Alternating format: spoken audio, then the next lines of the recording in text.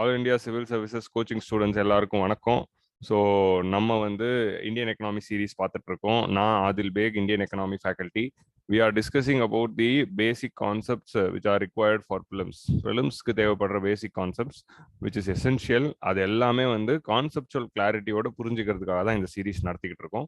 So இதில் வந்து நான் வந்து கான்செப்சுவல் கிளாரிட்டி எந்தெந்த ஏரியாலலாம் தேவைப்படுதோ அந்தந்த டாபிக்ஸ்லாம் ஐடென்டிஃபை பண்ணி ப்ரிலிம்ஸ்க்கு முக்கியமானதை வந்து ஒரு டாபிக் பை டாப்பிக்காக போயிட்டு இருக்கோம். Already we have made 11 videos. So this is the 12th video. இன்னைக்கு நம்ம வீடியோவில் வந்து மானிட்டரி பாலிசி அப்படிங்கிற நியூ ஏரியாவை ஆரம்பிக்க போகிறோம். ஸோ ஆல்ரெடி நம்ம ஜிடிபி பற்றி பார்த்தோம், இன்ஃப்ளேஷன் பற்றி பார்த்துட்டோம். அகைன் வந்து introduction to the Indian economy, types of sectors of economy எல்லாமே பார்த்துட்டோம். இன்னைக்கு வந்து நம்ம monetary policy and what is the monetary policy tools, quantitative டூல்ஸ்னா என்ன, குவாலிட்டேட்டிவ் டூல்ஸ்னா என்ன, அதை பற்றி டீட்டெயில்டாக பார்த்துக்கலாம் சிம்பிள் கான்செப்சுவல் கிளாரிட்டியோட. ஓகே, ஸோ வீடியோக்குள்ளே போகலாம்.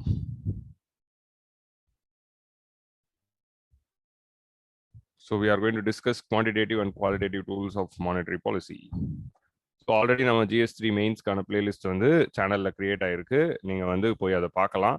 ஸோ UPSC GS3 மெயின்ஸ் ஆதில் பேக் அப்படின்னு நீங்கள் யூடியூப்பில் சர்ச் பண்ணாலே அது கிடைக்கும். அப்படி இல்லைனா அதே மாதிரி நீங்கள் Indian economy prelims concept UPSC அப்படின்னு சர்ச் பண்ணாலும் உங்களுக்கு கிடைக்கும். ஸோ இதில் ஆல்ரெடி நம்ம 11 வீடியோஸ் பார்த்துருக்கோம். ஸோ இன்ஃப்ளேஷன், ஜிடிபி, அப்புறமா types and sectors of economy, types of goods, poverty, unemployment எல்லாமே முடிச்சாச்சு. So see all these videos. இப்போ நம்ம 12th வீடியோவா let us see the monetary policy. So monetary policy அப்படின்னா என்ன? ஸோ மானிட்டரி பாலிசி அப்படின்னா பணவியல் கொள்கை. ஸோ தமிழ் வேர்டு வந்து பார்த்துட்டு இருக்கோம் எல்லா கீவேர்ட்ஸ்க்கும். பணவியல் கொள்கை.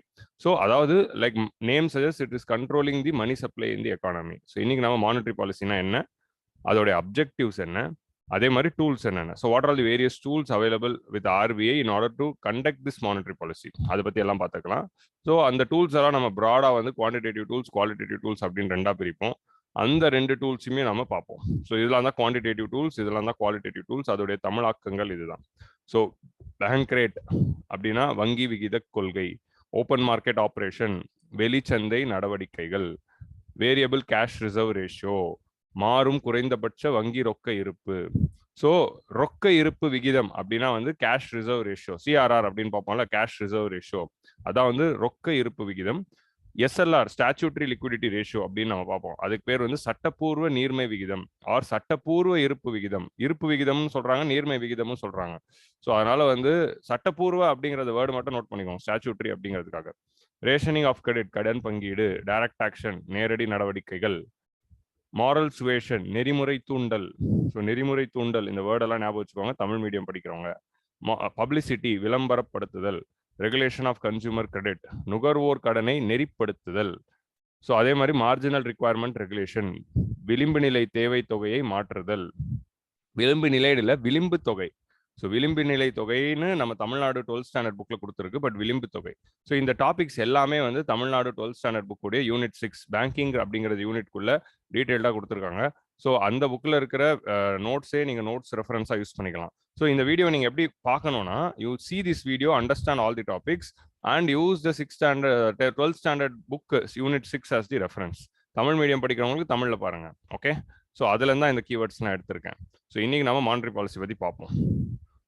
ஸோ மானிட்டரி பாலிசி அப்படின்னா என்ன அப்படிங்கிறது இப்போ we will see. So monetary policy அப்படின்னா என்னதுன்னா, monetary policy is a macro economic policy laid down by the central bank towards the management of money supply and interest rate to regulate the flow of credit in the economy. So இப்படி பார்த்தா உங்களுக்கு புரியாது.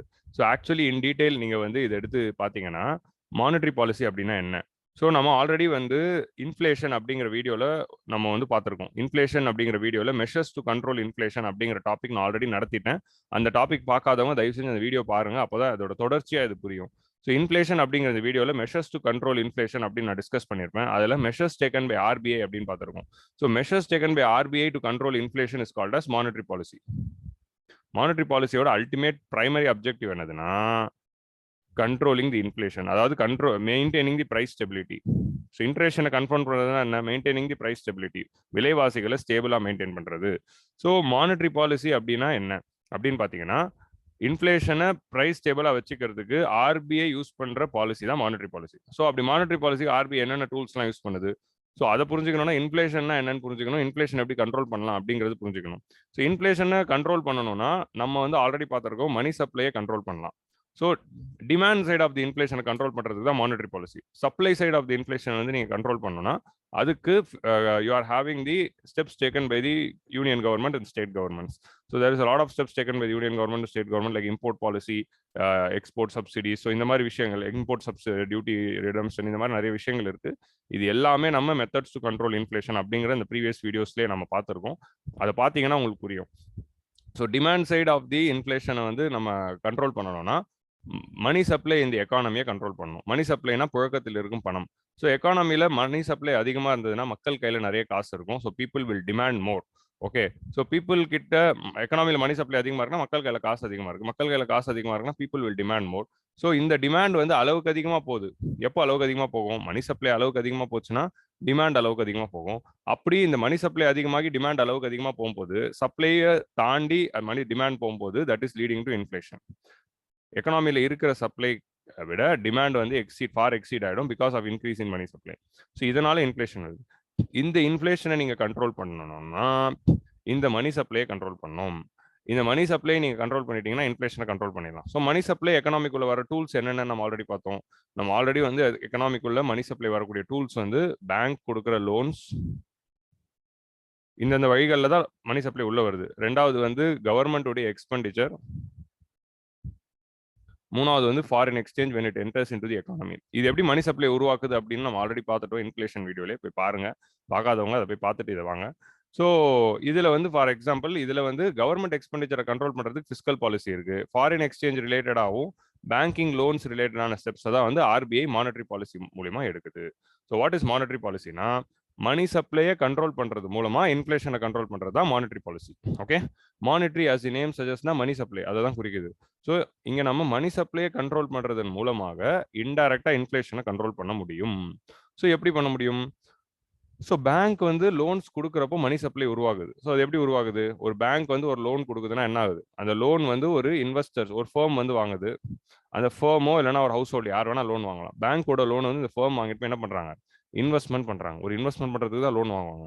அந்த investment பண்ணும்போது what it is happening, this investment is creating the goods and services in the economy. Production அதனால அதிகமாகுது. Production அதிகமாகிறதுனால GDP growth வருது. So already நமக்கு தெரியும் ஜிடிபி க்ரோத் வந்தாலே பேரலா இன்ஃப்ளேஷனும் வரும் அப்படிங்கிறது தான் வந்து we have seen the law. அது கூடவே பாருங்க, இன்வெஸ்ட்மெண்ட் அதிகமாகுது, கூட்ஸ் அண்ட் சர்வீசஸ் அதிகமாக ப்ரொடியூஸ் ஆகுதுன்னா more number of people are employed அப்படின்னு அர்த்தம். ஏன்னா ஜிடிபி க்ரோத்தும் ஆகுது, நிறைய கூட்ஸ் அண்ட் சர்வீசஸ் ப்ரொடக்ஷன் ஆகுது, இன்வெஸ்ட்மெண்ட் நடக்குதுன்னா எம்ப்ளாய்மெண்ட் அதிகமாகுது. எம்ப்ளாய்மெண்ட் அதிகமாகுதுன்னா மக்கள் கையில் இன்கம் அதிகமாகுது அப்படின்னு அர்த்தம். ஸோ மக்கள் கையில் இருக்க காசு அதிகமாகுது. மக்கள் கையில் இருக்க காசு அதிகமாச்சுன்னா டிமாண்ட் அதிகமாகும். ஸோ இந்த டிமாண்ட் தான் வந்து when it is far exceeding the supply that is leading to inflation. So banks loan கொடுக்கறதுனாலே இன்ஃப்ளேஷன் வருதுன்னு அர்த்தம் இல்லை. பேங்க்ஸ் கொடுக்குற லோன்னால மணி சப்ளை அதிகமாகுது எக்கானமியில். மணி சப்ளை அதிகமாகும் போது மக்கள் கையில் இருக்கிற பணம் அதிகமாகுது. ஸோ அது அளவுக்கு மீறி போகும்போது தான் அது இன்ஃப்ளேஷனாக உருவாகுது. ஸோ இன்டைரக்டாக அந்த மக்கள் கையில் போயிடுற இந்த பணத்தை கண்ட்ரோல் பண்ணணும்னா மணி சப்ளை கண்ட்ரோல் பண்ணணும். ஸோ மணி சப்ளை கண்ட்ரோல் பண்ணிட்டா டிமாண்டை கண்ட்ரோல் பண்ணிடலாம், இன்ஃப்ளேஷனை கண்ட்ரோல் பண்ணிடலாம். ஸோ இந்த மணி சப்ளை கண்ட்ரோல் பண்ணணும்னா பேங்க் கொடுக்குற லோன்ஸை கண்ட்ரோல் பண்ணணும். ஸோ பேங்க் கொடுக்குற லோன்ஸை கண்ட்ரோல் பண்ணுறது யார் பண்ணணும்? பேங்க்குடைய ரெகுலேட்டரான ஆர்பிஐ தான் பண்ணணும். ஸோ அதே மாதிரி தான் இன்ஃப்ளேஷன் கண்ட்ரோலிங் ஒர்க் யாருக்கு கொடுத்துருக்காங்க? அதே ஆர்பிஐக்கு தான் கொடுத்துருக்காங்க. So monetary policy tools are utilised by RBI in order to regulate the loans given by the banks. So அதனால தான் இதுக்கு இன்னொரு பேர் என்ன? மானிட்டரி அண்ட் கிரெடிட் பாலிசி அப்படின்னு சொல்லுவாங்க. ஏன் மானிட்டரி அண்ட் கிரெடிட் பாலிசி அப்படின்னு சொல்றாங்கன்னா, in monetary policy most of the tools utilized by RBI is used to control the credit given by the banks. So banks கொடுக்கக்கூடிய லோன்களை கண்ட்ரோல் பண்ணக்கூட ஒரு டூலா இருக்கிறதுனால தான் இதை மானிட்டரி அண்ட் கிரெடிட் பாலிசி அப்படின்னு சொல்றோம். So இப்போ ஓவராலா மானிட்டரி பாலிசி அப்படின்னா என்னன்னு பார்த்தீங்கன்னா, steps taken by the RBI in order to control the money supply. How it is controlling the money supply? By controlling the credit. அதாவது பேங்க்ஸ் கொடுக்குற லோன்ஸை control பண்ணுது. ஸோ எப்படி இது கண்ட்ரோல் பண்ணுது? அதுக்கு தான் வந்து they are using tools. Monetary policy tools வந்து யூஸ் பண்றோம். ஓகே, அந்த monetary policy tools are classified into quantitative and qualitative. So monetary policy tools quantitative and qualitative டூல்ஸாக பிரிக்கப்படுது. ஸோ அந்த குவான்டிடேட்டிவ் டூல்ஸ்க்குள்ள ஒரு லிஸ்ட் இருக்கு, குவாலிட்டேட்டிவ் டூல்ஸ்க்குள்ள ஒரு லிஸ்ட் இருக்கு. அந்த லிஸ்ட் கம்ப்ளீட்டாக தான் நம்ம இந்த மானிட்டரி பாலிசி அப்படிங்கிற சாப்டருக்குள்ள பார்க்க போறோம். இதுதான் வந்து objective of this monetary policy chapter. Okay, so இப்போ நம்ம ஒரு டூலாக எடுத்துட்டு என்னென்னங்கிறது டிஸ்கஸ் பண்ணுவோம். ஸோ அதை புரிஞ்சுக்கிறதுக்கு முன்னாடி what is this quantitative tool and what is this qualitative tool அப்படிங்கிறது நம்ம புரிஞ்சுக்கணும். ஓகே, அதையும் வந்து இன்னைக்கு வீடியோவில் நம்ம பார்ப்போம். So monetary policy is the macroeconomic policy being laid out by the central bank. So it is a macroeconomic policy. ஏன்னா economy as a whole money supply control பண்ணுது. Macroeconomic policy which is laid down by the central bank. Central bank na RBI. India's central bank is RBI. Towards the management of money supply. Management of money supply and interest rate in order to regulate the flow of credit in the economy. So flow of credit இந்த எக்கானமியை control பண்ணுறதுக்கு மூலமாக உங்களால் என்ன பண்ண முடியும்? மணி supply control பண்ண முடியும். ஸோ எப்படி ஃப்ளோ ஆஃப் கிரெடிட்டை கண்ட்ரோல் பண்ண முடியும்? By altering the interest rate. So interest rates is one of the tool which is used by RBI to control the money supply. So interest rate எப்படி ஒரு டூலாக இருக்குது, அதை தான் இன்னைக்கு வீடியோவில் பார்க்க போகிறோம்.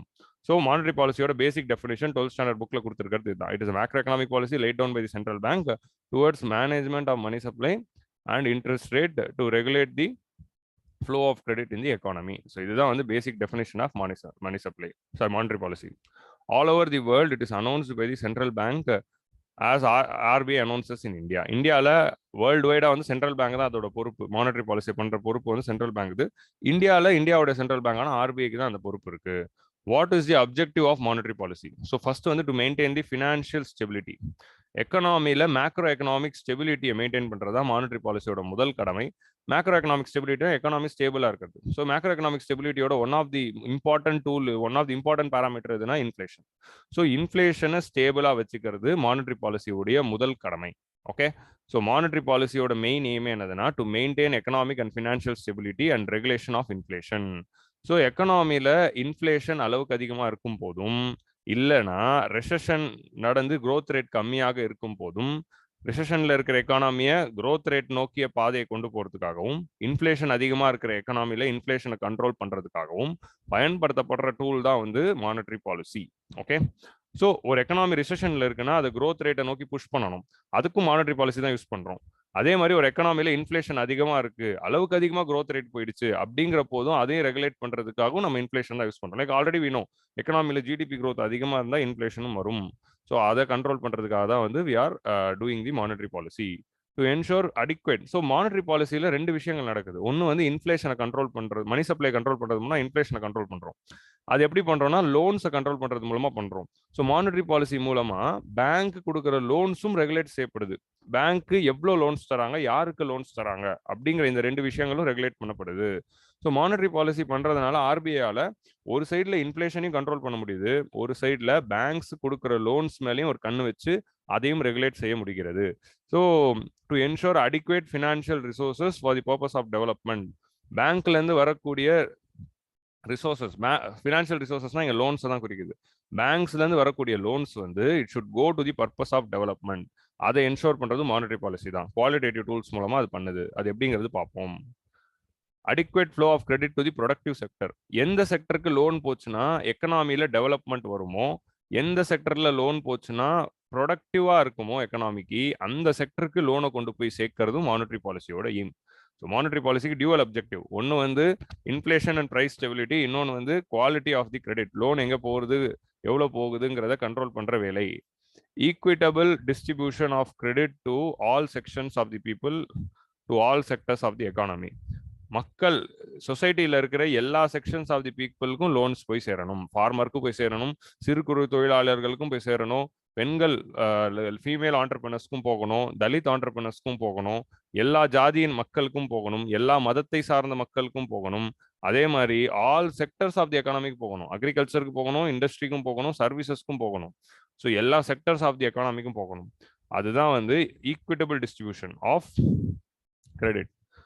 ஸோ அப்போ மானிட்டரி பாலிசியோட அல்டிமேட் எய்ம் என்ன? மணி சப்ளை கண்ட்ரோல் பண்ணுறது தான் ultimate aim. Money supply control பண்ணுறது மூலமாக இன்ஃப்ளேஷனை கண்ட்ரோல் பண்ண முடியுது, growth ரேட்டை பூஸ்ட் பண்ண முடியுது, கண்ட்ரோல் பண்ண முடியுது. அதே மாதிரி எந்தெந்த செக்டருக்கு லோன் போச்சுன்னா நாட்டுக்கு முன்னேற்றம் அடைய முடியுமோ அந்தந்த செக்டருக்குலாம் லோனை கொடுக்க வைக்கிறது. இது எல்லாம் தான் மானிட்டரி பாலிசியோட அல்டிமேட் எய்ம். ஸோ ப்ரிலிமினரியில் கேட்கலாம், what is the objective of monetary policy. அதே மாதிரி வந்து which of the following statements rightly describe the objectives of monetary policy அப்படி கேட்கலாம். ஆர் மெயின்ஸில் வந்து what is the objective of monetary policy critically examine அந்த மாதிரி கேட்கலாம். குரூப் 1ல டைரக்டாக கேட்கலாம். ஸோ இந்த மாதிரி வந்து நிறைய ஸ்கோப் இருக்கு இந்த ஏரியாவுக்கு.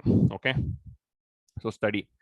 ஸோ இதுதான் வந்து நான் பண்ண ஒரு டயக்ராம், ஒரு ஃப்ளோ சார்ட் மாதிரி ஒன்று பண்ணியிருக்கேன். என்னதுன்னா மானிட்டரி பாலிசி டூல்ஸ். ஸோ எக்கனாமியில் யூஸ் பண்ணப்படுற மானிட்டரி பாலிசி டூல்ஸை வச்சு நான் ஒரு ஃப்ளோ சார்ட் பண்ணியிருக்கேன். இந்த flow chart already I would have done for fiscal policy. Fiscal பாலிசிக்கு ஆல்ரெடி நான் ஒரு ஃப்ளோ சார்ட் இதே மாதிரி போட்டுட்டு revenue account, capital account, revenue receipts, capital receipts, revenue expenditure, capital expenditure அப்படின்னு பிரித்து ஒரு டயக்ராம் போட்டிருப்பேன். அதை ஆல்ரெடி வந்து கவர்மெண்ட் பட்ஜெட்டிங் அப்படிங்கிற வீடியோக்குள்ளே எக்ஸ்பிளைன் பண்ணியிருப்பேன். நம்ம சேனலில் தான் இருக்கு, போய் பாருங்க. இல்லை என்னோட பிளேலிஸ்ட்டில் போய் பாருங்க. அதே மாதிரி இன்னொரு ஃப்ளோ சார்ட் தான் வந்து மானிட்டரி பாலிசி டூல்ஸ். அந்த வீடியோ பார்த்தவங்களுக்கு தெரியும். இந்த மாதிரி ஒரு ஃப்ளோ சார்ட் போட்டுட்டு ஒரு வேர்டா எக்ஸ்பிளைன் பண்ணியிருப்பேன். அதே தான் இன்னைக்கும் பண்ண போறேன். இந்த ஃப்ளோ சார்ட்டை போட்டுட்டு இதுல இருக்கிற ஒவ்வொரு வேர்டையும் எக்ஸ்பிளைன் பண்ண போறேன். அவ்வளவுதான். இதெல்லாம் தான் மானிட்டரி பாலிசி டூல்ஸ். இந்த மானிட்டரி பாலிசி அப்ஜெக்டிவ்ஸை அச்சீவ் பண்றதுக்கு ஆர்பிஐ யூஸ் பண்ற டூல்ஸ் தான் மானிட்டரி பாலிசி டூல்ஸ். இந்த டூல்ஸ்களை பயன்படுத்தி தான் ஆர்பிஐயால மணி சப்ளை கண்ட்ரோல் பண்ண முடியுது, கிரெடிட்டை கண்ட்ரோல் பண்ண முடியுது. ஸோ மணி சப்ளை, கிரெடிட் ரெண்டுத்தையும் கண்ட்ரோல் பண்றதுனால தான் இதுக்கு பேர் என்ன சொல்றாங்க, மானிட்டரி அண்ட் கிரெடிட் பாலிசி அப்படின்னு ஒரு சில புக்ல இருக்கும். நம்ம 12th ஸ்டாண்டர்ட் புக்லயும் அப்படிதான் இருக்கும். மானிட்டரி அண்ட் கிரெடிட் பாலிசி அப்படின்னு தான் இருக்கும். ஏன் அதை மானிட்டரி அண்ட் கிரெடிட் பாலிசி அப்படின்னு சொல்றாங்கன்னா, உங்களால மணி சப்ளையும் கண்ட்ரோல் பண்ண முடியுது, லோன் எங்க போகுது, எவ்வளவு போகுது அப்படிங்கிறதையும் கண்ட்ரோல் பண்ண முடியுது. ஆனா ரெண்டுமே இன்டர்லிங்க்டு தான். ஓகே, அதை நீங்க அண்டர்ஸ்டாண்ட் பண்ணிக்கணும். 12th புக்ல பாருங்க. ஸோ மானிட்டரி பாலிசியை நம்ம வந்து ரெண்டா பிரிக்கிறோம். குவான்டிடேட்டிவ் டூல்ஸ், குவாலிட்டேட்டிவ் டூல்ஸ் அப்படின்னு ரெண்டா பிரிக்கிறோம். இல்லை குவான்டிடேட்டிவ் மெத்தட்ஸ், குவாலிட்டேட்டிவ் மெத்தட்ஸ் அப்படின்னு ரெண்டா பிரிக்கணும். So what is quantitative and what is qualitative? Okay, இப்போ அடுத்து வந்து அதை புரிஞ்சுப்போம். What is quantitative, what is qualitative? So quantitative அப்படின்னா என்னதுன்னா,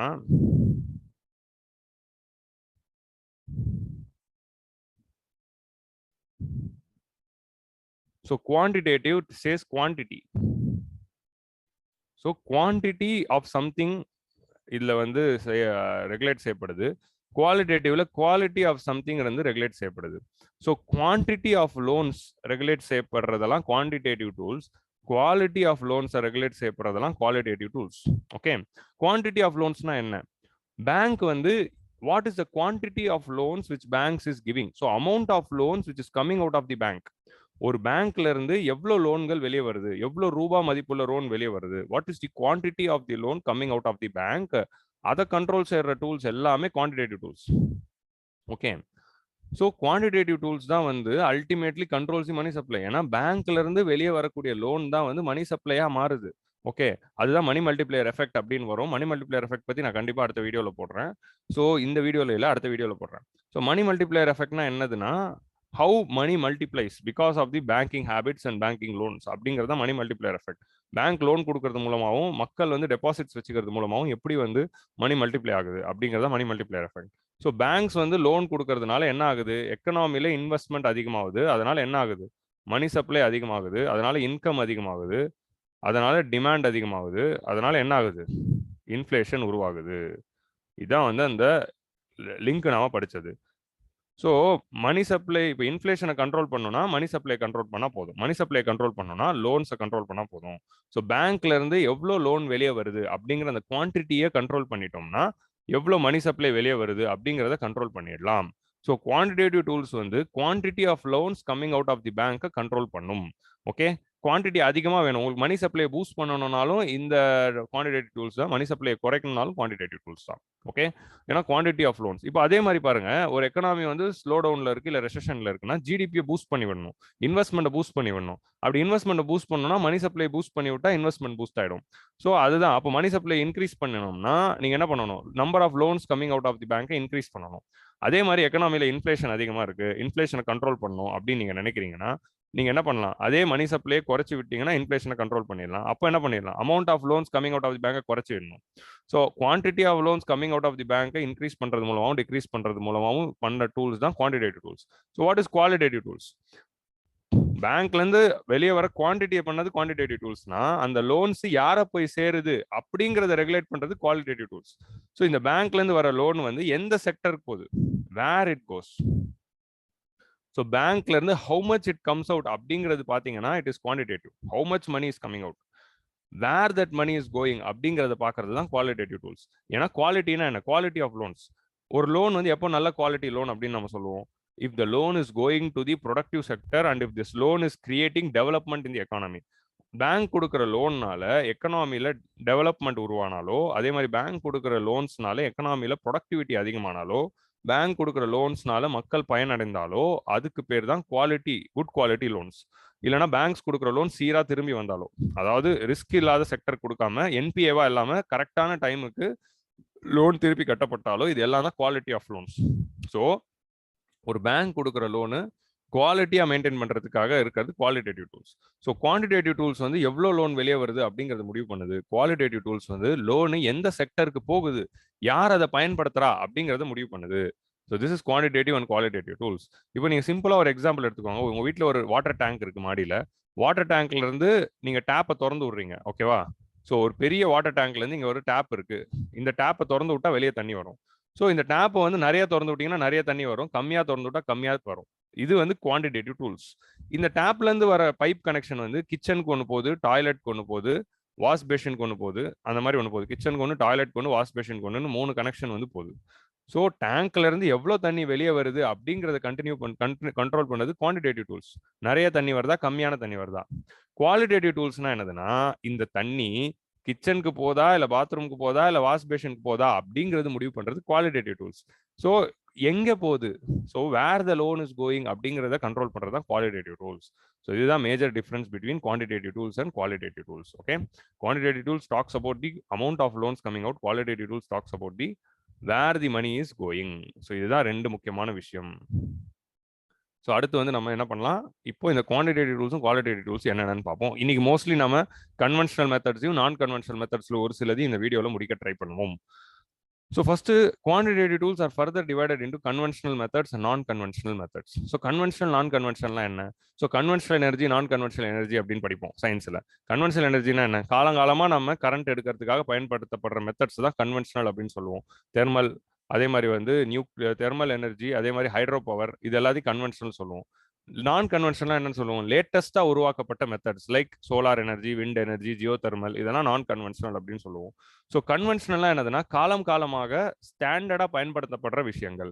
நான் கன்வென்ஷனலா என்னதுன்னா லேட்டஸ்டா உருவான விஷயங்கள். அதுதான் நான் கன்வென்ஷனல். லேட்டஸ்டா அந்தந்த காலகட்டத்துக்கு ஏற்ற மாதிரி லேட்டஸ்டா உருவான விஷயங்கள்.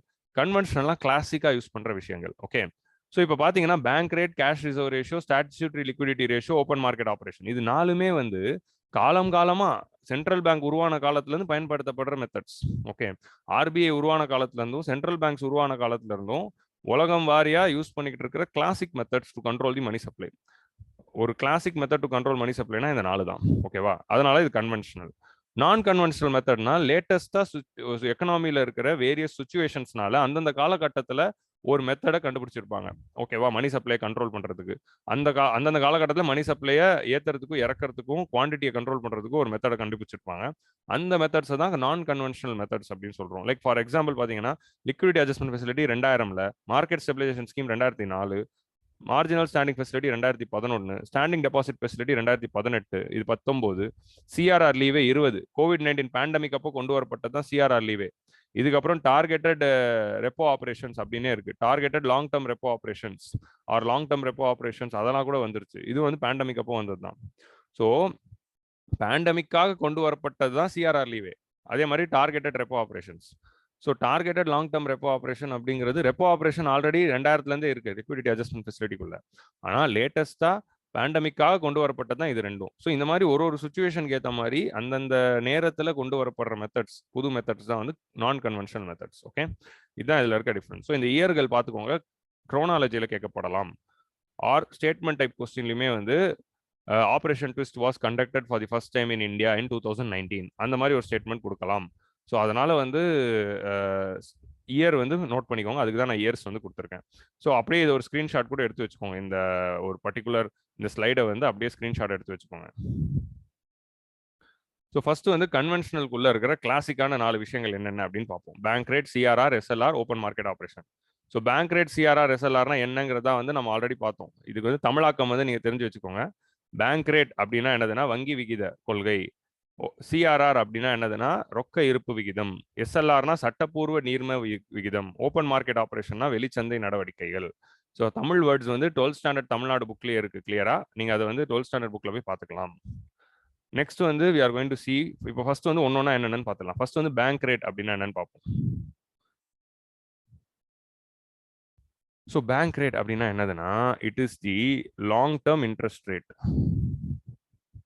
Long term interest rate charged by RBI on banks.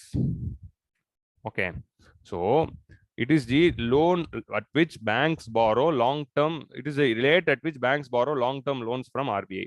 Bank rate na another. It is the rate at which banks borrow long term loans from RBI. Okay, banks க்கு long term loans தேவைப்படுது. Long term loans na என்ன, more than 1 year அப்படிங்கிற அந்த maturity பீரியட்ல இருக்கிற loans.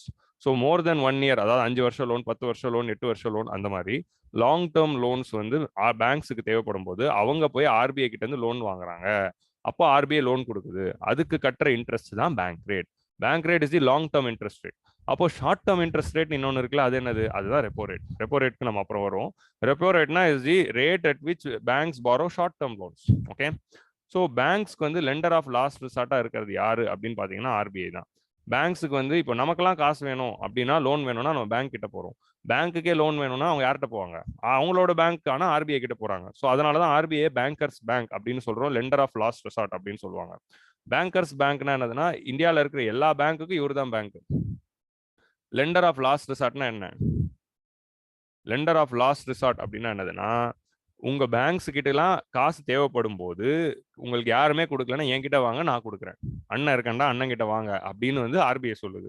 So banks கிட்டலாம் வந்து திடீர்னு ஒரு பணப்பற்றாக்குறை வருது, திடீர்னு ஒரு லிக்விடிட்டி கிரன்ச் வருதுன்னா, they will go to RBI and ask for the loans. That is called as lender of last resort.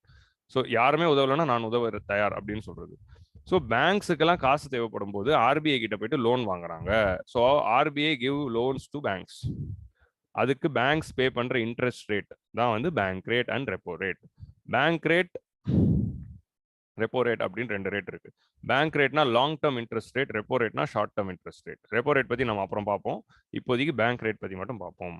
So bank rate is nothing but the long term interest rate of the long term interest rate with banks pay to the RBI. இப்போ long term interest ரேட்டோட purpose என்ன அப்படின்னு பார்ப்போம். So bank அப்படிங்கிறது எப்படி function ஆகுது அப்படிங்கிற அந்த பேசிக் லாஜிக்கை வந்து புரிஞ்சுக்கோங்க. இந்த ஒரு எக்ஸாம்பிள் அப்படியே மைண்ட்ல வச்சுக்கோங்க, உங்களுக்கு கிளியரா புரிஞ்சிடும். ஒரு பேங்க் அப்படின்னு ஒன்று இருக்கு.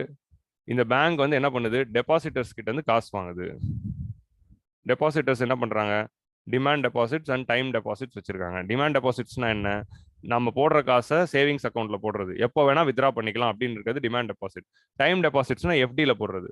நீங்க அந்த காசை எஃப்டில போட்டீங்க, பிக்சட் டெபாசிட்ல போட்டீங்கன்னா உடனடியாக வித்ரா பண்ண முடியாது. 1 வருஷமோ 5 வருஷமோ 3 வருஷமோ எஃப்டியோட டைம் எவ்வளவோ அதுக்கப்புறமா தான் வித்ரா பண்ண முடியும். அதை தான் டைம் டெபாசிட் அப்படின்னு சொல்றோம். டிமாண்ட் டெபாசிட்னா என்னதுன்னா, எப்போ வேணா நீங்க வந்து அந்த காசை வந்து வித்ரா பண்ணிக்கலாம் அப்படின்னு சொல்றது டிமாண்ட் டெபாசிட்ஸ். கிளியரா? ஸோ இந்த டெர்மினாலஜிஸ்லாம் புரிஞ்சுக்கிட்டாதான் உங்களுக்கு மானிட்டரி பாலிசி புரியும். ஸோ டிமாண்ட் டெபாசிட்ஸ்னா நீங்க பேங்க்ல டெபாசிட் பண்ற பணத்தை எப்போ வேணா வித்ரா பண்ணிக்கலாம், நம்ம நார்மலா யூஸ் பண்ற சேவிங்ஸ் அக்கௌண்ட். டைம் டெபாசிட்ஸ்னா எஃப்டில போட்டு வைக்கிறது, அதை 1 வருஷம் எவ்வளோ டியூரேஷன் எஃப்டியோ அது கழிச்சு தான் எடுக்க முடியும். ஸோ டிமாண்ட் டெபாசிட்னா ஆன் யோர் டிமாண்ட் பேங்க்ஸ் கிட்ட நீங்க எடுத்துக்கலாம். லைக் நீங்க கார்டை வச்சு எடுத்துக்கலாம், யூபிஐ மூலமா எடுத்துக்கலாம். ஸோ 2 டைப் ஆஃப் டெபாசிட்ஸ் இருக்கு. ஸோ மக்கள் கிட்ட இருந்து வாங்குற டெபாசிட்ஸ் வந்து ஆர்பிஐ வந்து வாங்குறாங்க. அந்த டெபாசிட்ஸை வாங்கிட்டு ஆர்பிஐ இந்த மாதிரி வந்து ஒரு ஆயிரக்கணக்கான மக்கள் போய் பேங்க்ல காசு போட்டோம்னா பேங்க் கிட்ட ஒரு கேபிட்டல் பூல் வந்து ரெடி ஆகுது. கேபிட்டல் பூல்னா வந்து it is a large capital உருவாகுது இதனால. ஓகே, மக்களுடைய சேவிங்ஸ்னால ஒரு கேபிட்டல் ஃபார்மேஷன் நடக்குது பேங்க்ஸ்ல. ஸோ பேங்க்ஸ் வந்து என்ன பண்றாங்க, லைக் இப்படி எடுத்துக்கலாம், மக்களுடைய டோட்டல் டெபாசிட்ஸ் எஃப்டி எல்லாமே சேர்த்து 100 ரூபாய் அப்படின்னு வச்சுக்கலாமே. 10 பேர் இருக்காங்க எக்கனாமியில, 10 பேருமே 10 ரூபாவா பேங்க் அக்கௌண்ட்ல போட்டு வச்சிருக்காங்க. ஸோ பேங்க் கிட்ட இருக்க டோட்டல் கேபிட்டல் வந்து 100 ரூபாய் அப்படின்னு வச்சுக்கலாம். இந்த 100 ரூபாய் கடனை வந்து பேங்க் என்ன பண்ணுது, 2 பேருக்கு கடனா கொடுக்குது. ஸோ பர்சன் ஏக்கும் இல்லைன்னா கம்பெனி ஏ அண்ட் கம்பெனி பிக்கு 50 ரூபாய் லோனா கொடுக்குது அப்படின்னு வச்சுக்கலாம். இதெல்லாம் வந்து 5 வருஷம் லோன். ஸோ 2 பேருக்குமே 50 ரூபா லோன் கொடுத்துட்டாங்க. ஓகேவா? இப்போ இப்போ வந்து பேங்க்குக்கு நிறைய சுச்சுவேஷன் வரும். என்ன சுச்சுவேஷன் வரும், இப்படி வர காசெல்லாம் லோனா கொடுத்துட்டாங்கன்னா நாளைக்கு திடீர்னு வந்து இந்த டெபாசிட் பண்ண வந்து காசை வித்ரா பண்ண கேட்கறான். அப்படி இல்லைன்னா வந்து மூணாவதா இன்னொருத்தன் சி வந்து லோன் கேட்கறான். அப்படி வந்து கேட்கறப்போ லோன் இல்லைன்னு நான் சொல்ல முடியும். ஸோ இப்படி இருக்கிறதுனால தான் வந்து பேங்க்ஸுக்கு டெபாசிட்ஸையும் தாண்டி அதர் சோர்சஸ் ஆஃப் மணி தேவைப்படுது. ஸோ அதனால தான் வந்து பேங்க்ஸ் என்ன பண்றாங்க, they are going to RBI for getting the money. Okay, இப்போ என்ன நடக்குது, இந்த பேங்க்ஸ் வந்து டெபாசிட்டர்ஸ் கிட்ட இருந்து வாங்குற காசுக்கு டெபாசிட்டர்ஸ்க்கு ஒரு இன்ட்ரெஸ்ட் ரேட் தராங்க, அதுதான் வந்து டெபாசிட்டர்ஸ் இன்ட்ரெஸ்ட். அதே மாதிரி பேங்க்ஸ் வந்து வெளியில கொடுக்குற லோனுக்கு இப்போ 50 ரூபா லோன் கொடுத்தாங்களே, அதுக்கு லெண்டிங் ரேட் அப்படின்னு நம்ம சொல்றோம். இதுக்கு ஒரு இன்ட்ரெஸ்ட் ரேட் இருக்கு, அதான் லெண்டிங் ரேட். எவ்வளவு வட்டியில லோன் கொடுக்குறாங்க. ஸோ பேங்க்ஸ் வந்து எப்பவுமே வந்து லெண்டிங் ரேட்டு கொடுக்கறது டெபாசிட்டர் ரேட்டோட ஹையா இருக்கும். அப்பதான் லாபம் பார்க்க முடியும். ஏன்னா பேங்க் என்ன பண்றாங்க, நம்ம கிட்ட இருந்தெல்லாம் காசு வாங்கி வெளியே வட்டி கொடுத்து சம்பாதிக்கிறாங்க. அதுதானே பேங்கோட வேலை. நம்ம கிட்ட இருந்து காசு வந்து வட்டிக்கு தான் வாங்குறாங்க. So banks is borrowing money from us in the form of deposits and it is lending to the people at lending rate. So அதனால தான் வந்து நம்ம கிட்ட இருந்து வாங்குற காசுக்கு நமக்கு வட்டி தராங்க. டெபாசிட்ஸ் வச்சிங்கன்னா உங்களுக்கு வட்டி வரும். அது வந்து எப்பவுமே வந்து லெண்டிங் ரேட்டோட கம்மியாக இருந்தால் தான் பேங்க்ஸ்க்கு லாபம். So how banks earns profit அப்படிங்கிறது பார்த்தீங்கன்னா, வட்டிக்கு விடுற காசுலேருந்து வர இந்த லெண்டிங் ரேட் தான், கொடுக்குற லோன்லேருந்து வர இன்ட்ரெஸ்ட் ரேட்டு தான் வந்து பேங்க்குக்கு வருமானம். ஸோ அதனால டெபாசிட்டர்ஸ் கொடுக்குற இன்ட்ரெஸ்ட்டை விட வெளியில் கொடுக்குற வட்டி கொடுக்குற இன்ட்ரெஸ்ட் கொஞ்சம் ஹையாக தான் இருக்கும். ஸோ அப்படிதான் வந்து பேங்க்குக்கு can earn the profit. So பேங்க்குக்கு இப்போ அவசரமாக என்ன தேவைப்படுது, ஏன்னா வந்த 100 ரூபாய் 2 பேருக்கு லோனா கொடுத்துட்டாங்க. மூணாவதா ஒருத்தர் வந்து லோன் கேட்கறாரு, அவரு காசு கொடுக்கணும். அப்படி இல்லைன்னா அந்த டெபாசிட்டர்ஸ் 100 ரூபாய் போட்டாங்களா, அதில் ஒருத்தர் வந்து என்னோட 10 ரூபா வேணும் அப்படின்னு கேட்டால் அவனுக்கு வித்ட்ரால் காசு கொடுக்கணும். ஸோ கேஷுங்கிறது எல்லாமே லோன் கொடுத்துட்டா கையில் காசு இருக்காது. ஸோ அதனால அதர் சோர்சஸும் தேவை.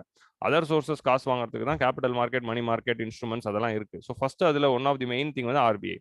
ஆர்பிஐ கிட்ட போய் லோன் வாங்கலாம். ஸோ அப்படி ஆர்பிஐ கிட்ட போயிட்டு லாங் டேர்ம் லோன்ஸ் வாங்கும்போது பேங்க்ஸ் என்ன பண்றாங்க, ஆர்பிஐ கிட்ட லாங் டேர்ம் லோன்ஸ் வாங்குறாங்க. அதுக்கு பே பண்ற இன்ட்ரெஸ்ட் தான் வந்து பேங்க் ரேட்.